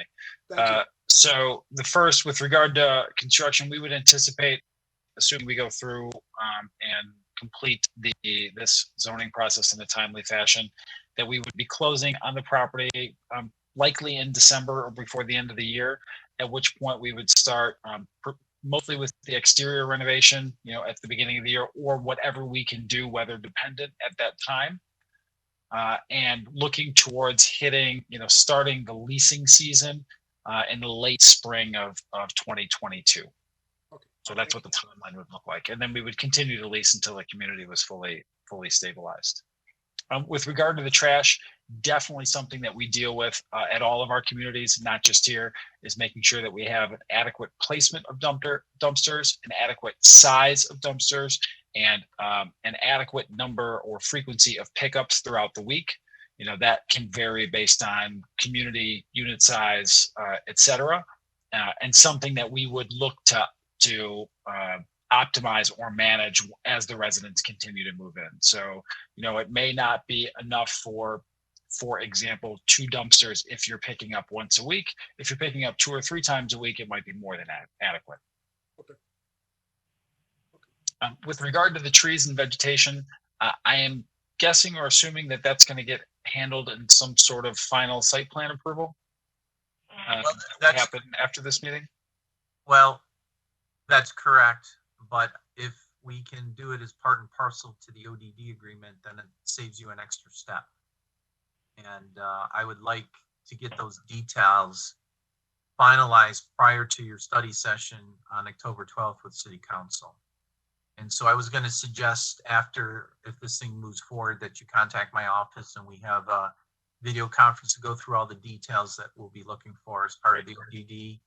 And hopefully we can roll the site plan as part of your approval process.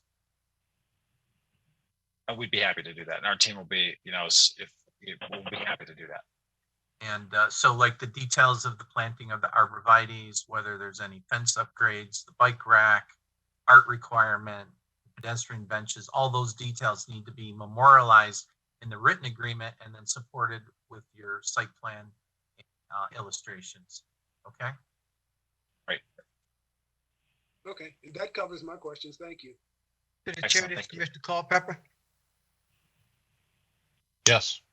Ron and Luke, let me say again, as I said previously, thank you. I think you guys took the right first step. And we as a commission always tell our petitioners, get engaged with your environment, get engaged with the people that are around you and make sure they know what you plan on doing and take input for them. Do what you can to make sure that you are going to be a good neighbor. I think you and your group have illustrated that you want to be a good neighbor. You want to provide a good area for people that can and want to live in a good place. And I really like the layout of the homes. It's 100% different than what that Hawthorne would look like. I think that would be a little community within itself. And the items and issues that the neighbors previously had, I'm quite sure Ms. Wilson and the rest of the group will be assured that they won't have those problems with your group running the area. Because again, when you get situated, there will be a manager on site to address issues, and you're going to have quality people. But I personally like you being engaged and having a manager attend the community's meetings. So you're up to date, you know what needs to be done, and you're going to do everything you can to make sure that your neighbors are satisfied and you provide a good product. So like that, I also like, as Terry mentioned, that you're going to have to do some, with $15 million, we're going to have some artwork out there and knowing that that boulevard will look good with some benches and landscaping. So I'm ecstatic about this project. I hope you go forward and do what you need to do to satisfy the neighbors. And again, I think this is a great job. So I'm in favor of it 100%. Thank you, Chair. Thank you.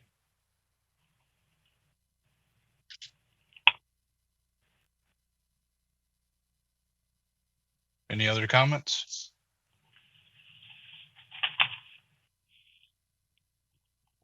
Well, I'll just say, I think this project makes perfect sense in an overlay development district. The Southfield was pretty non-traditional with high-rise office buildings and seas of asphalt, and there wasn't the retail commercial on the first floor with the residential above. Ours is spread out a little differently, but I think it's important to be in the city center.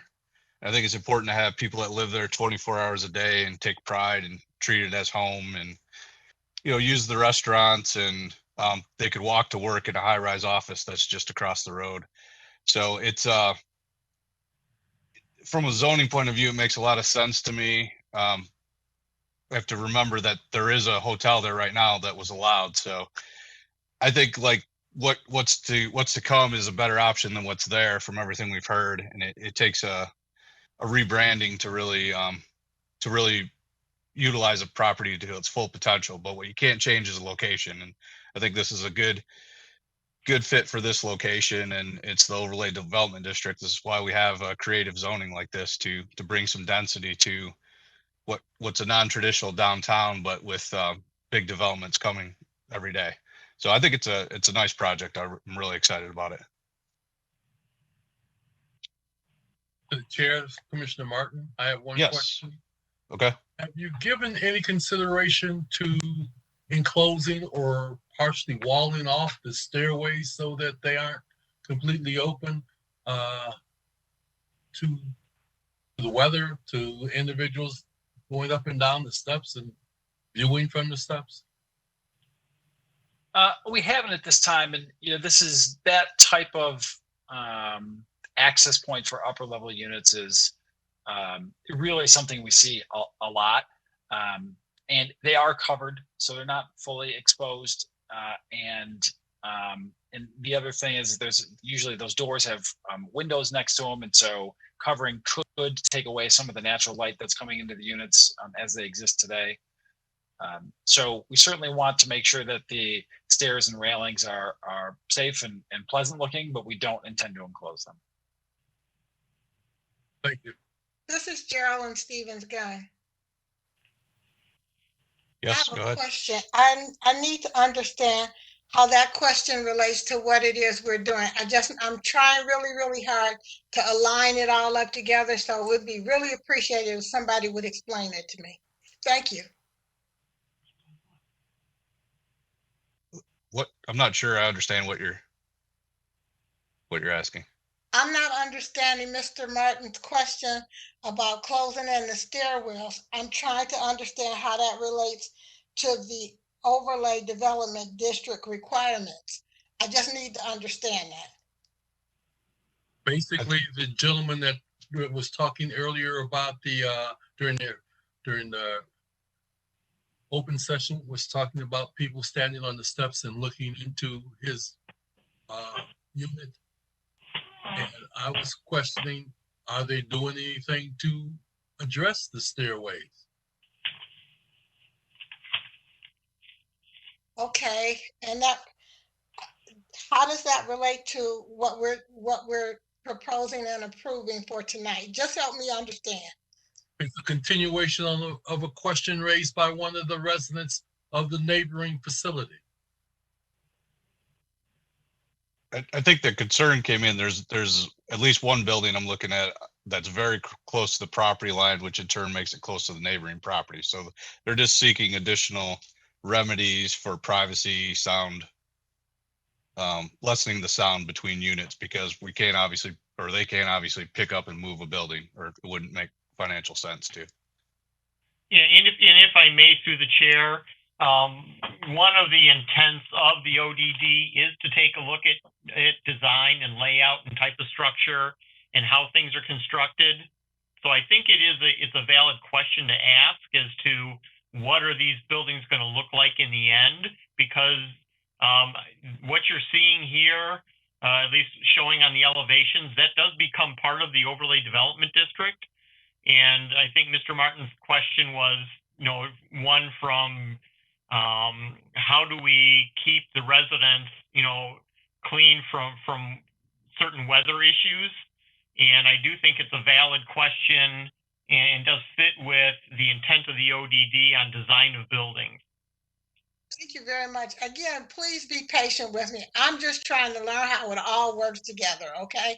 And I figure I will stop and ask questions so that way I grow. So I appreciate you all taking the time to help me understand. Thank you so very much. Yeah, and if I may, through the chair to Dr. Stevens Gunn, I appreciate the questions too. There could be people listening or watching right now that maybe don't have a great understanding of what an overlay development district is either. And I think by asking the question, they have a better understanding now as well. So thank you.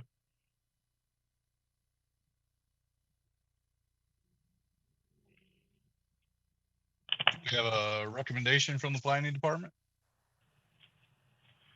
Yes, thank you, Mr. Chairman. So with regard to PZR ODD 21-0003, the planning department does recommend favorable consideration to rezone 5.4 acres of property to ODD, Overlay Development District, with underlying B2 plan business, and create a master development plan and agreement to allow for the conversion of the existing Hawthorne Suites Hotel to multiple family units for the following reasons. The proposal will be consistent with the surrounding zoning classifications and is in accordance with the Southfield Comprehensive Master Plan that indicates city center sub-area for this parcel. Proposal utilizing ODD Overlay Development District provisions with underlying B2 will allow the petitioner to convert the existing Hawthorne Suites Hotel to multiple family units. Proposed zoning will not have adverse effects upon the adjoining zonings or land uses, and the petitioner is to work with the planning department and the city attorney to finalize the overlay development district development agreement. Thank you. Thank you. Looking for a motion? Prior to a motion, this is Commissioner Willis. Was there some language that that should have addressed the growing of green vegetation to separate attractively the unit and the new apartments? Through the chair, this is Planner Crode. Mr. Willis, that is part of the details of the landscaping plan that'll be incorporated into the ODD agreement. Mm-hmm. So the written document will be supported by a landscape plan that will be part and parcel to the agreement. And that is what I suggested, that the applicants reach out to me to set up a video conference. And I'd actually like to walk the property with Mr. Bonner or others. And we will get that all finalized prior to the October 12th council study meeting. So it wouldn't be a separate written agreement. It's going to be part and parcel to the ODD development agreement and master development plan. Okay, fair enough. Thank you so much. This is Geraldine again to the chair. I have a question for Mr. Crowe. Okay, go ahead. So are you saying that you all are going to be working on an overlay development agreement? We're not approving that tonight. All we're doing is approving the supporting the rezoning request, correct? No, you're approving the rezoning request to ODD, which includes the overlay development agreement and master development plan. And that is part of the conditions of approval, that the petitioner has to work with the planning department and the city attorney to finalize that agreement. Will we have copies of that agreement? Or is that something that's handled in your office? We can provide copies, but typically those are the details that we just do as part of the process. So the planning commission makes recommendations. We kind of have a draft agreement. The city council may add additional conditions to it. And then once the city council finalizes approval, all the approvals are subject to the planning department and the city attorney signing off on that agreement. Once we've signed off on it, it gets signed by the clerk and the mayor, and then it gets recorded. So you guys don't typically get into the minutia of those specifics, but anything that you've seen or made conditions are incorporated into that agreement. But we certainly can provide a copy of it for your review as we go forward. Thank you.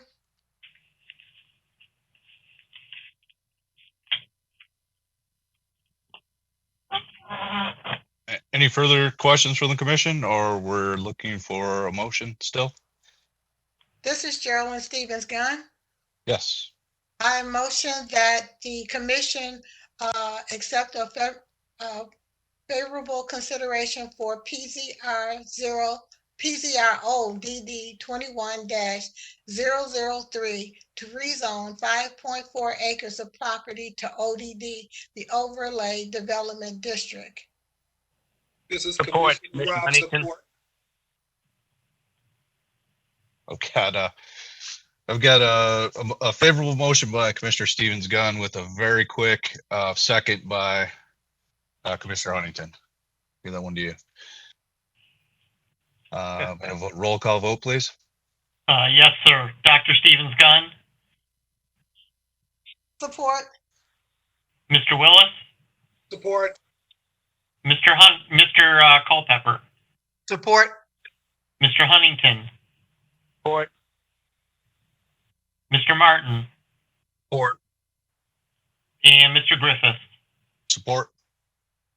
Okay, Mr. Chairman, you have a favorable recommendation for PZRODD 21-0003.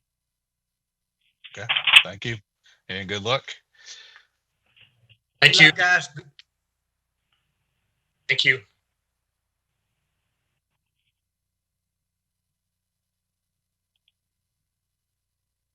Okay, believe that's the end of the public hearings. Looks like there's no site plans tonight. On to the approval of the minutes.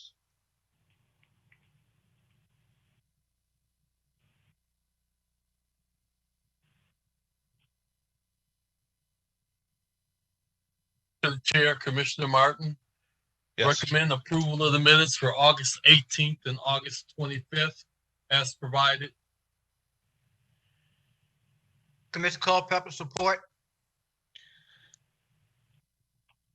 Okay, we've got a favorable motion to approve the minutes by Commissioner Martin, supported by Commissioner Culpepper. We have a roll call vote on the minutes. Yes, sir. Mr. Willis, Support. Mr. Culpepper, Support. Mr. Huntington, Support. Mr. Martin, Support. Dr. Stevens Gunn, Support. Mr. Griffiths. Support. Okay, Mr. Chairman, you have approval of your August 18th and August 25th meeting minutes. Okay, and we now have the public comments portion of the meeting. Excuse me. Yes, sir. So anyone who's still remained online is still watching or listening. This is your opportunity for public comment. The rules of procedure are shown on the screen right now. The same telephone number that's used for public hearings is also used for public comment. You can call 1-415-655-0001, then put in the access code 2344-436-5540. If you do choose to make a comment, we'll ask for your name and address for the record, and then you'll have 3 minutes to make your comment.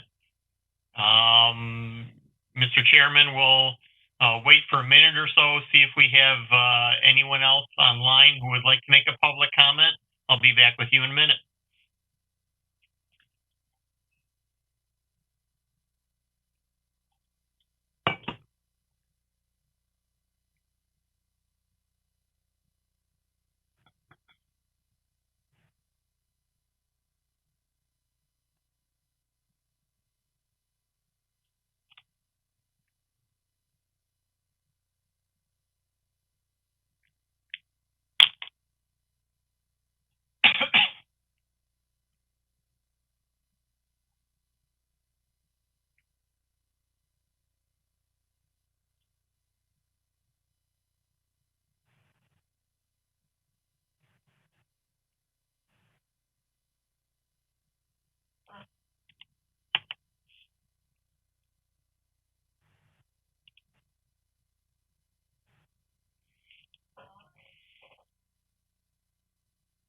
Okay, looks like we do have maybe a couple of people calling in. If you have a question or comment for the Planning Commission for public comment, now is your opportunity to speak. Please give your name and address for the record, and then you can go ahead with your comment.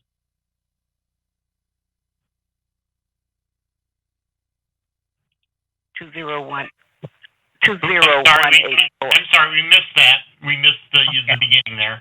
Apologize for that. It's Elizabeth Marks Wilson again. 20184 Evergreen Meadows Road with the Evergreen Meadows Condo Association again.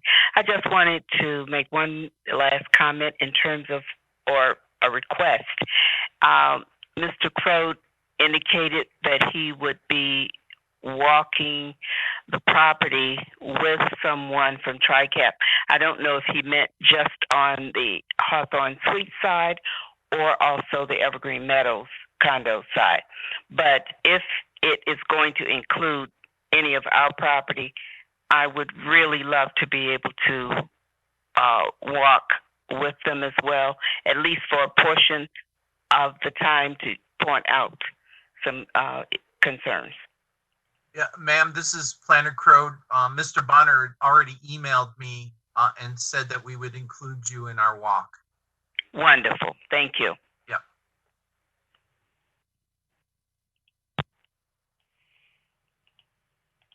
Okay, do we have anyone else who would like to make a comment this evening? Now is your opportunity. Any other comments from the public?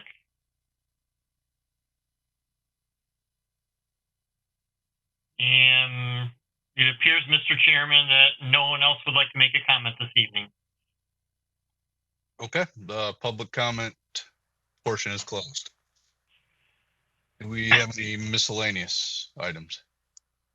The only one, sir, that I have is your next meeting, which will be October 13th. October 13th study meeting. We originally had one item, however, now we do have the item that was postponed this evening with regard to the special land use for the restaurant with the bar. So we'll be bringing two items to you. The other item is the site plan for Mr. Jawad's project directly across the street. If you recall, the Overlay Development District development agreement, the Planning Commission did approve or send a favorable recommendation to the council for the overall development plan. Now he is bringing in his phase 1 site plan, and we'll be bringing that to you for your review and approval, favorable recommendation, we hope, in October. And that's all that I have. And through the chair, I have one item. I'm just reminding the commission that we are hosting the Michigan Association of Planning Conference walking tour of the City Center Trail next Friday, October 1st from 2:30 to 4:30 p.m. If you're interested in attending, just contact me or Kyle. So we just can have an idea of how many people are going to be on the tour and how many guides we need. But you guys are welcome to join us on the tour, and then we're going to have a brief reception after the walk at Starter's Bar and Grill.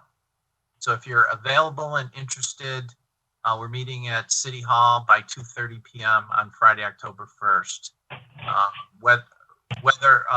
Whether it's good or not, we'll probably do the walk. So if it's lightly raining or something, an umbrella, rain jacket, and umbrella.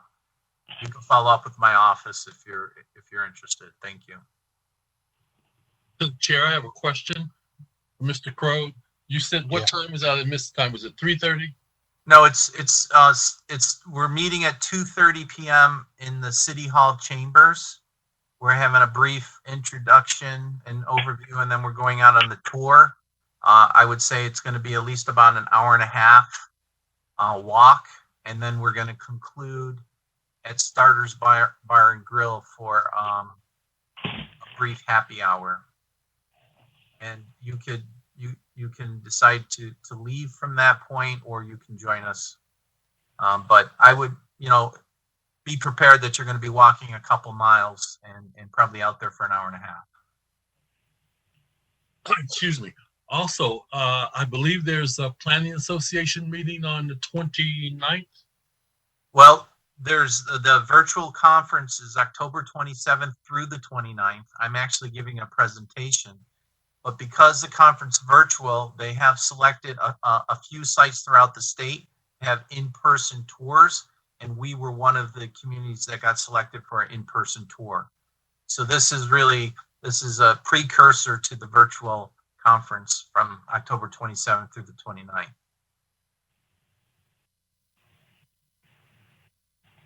Thought there was some type of tour on the 29th for that also. But okay, thank you.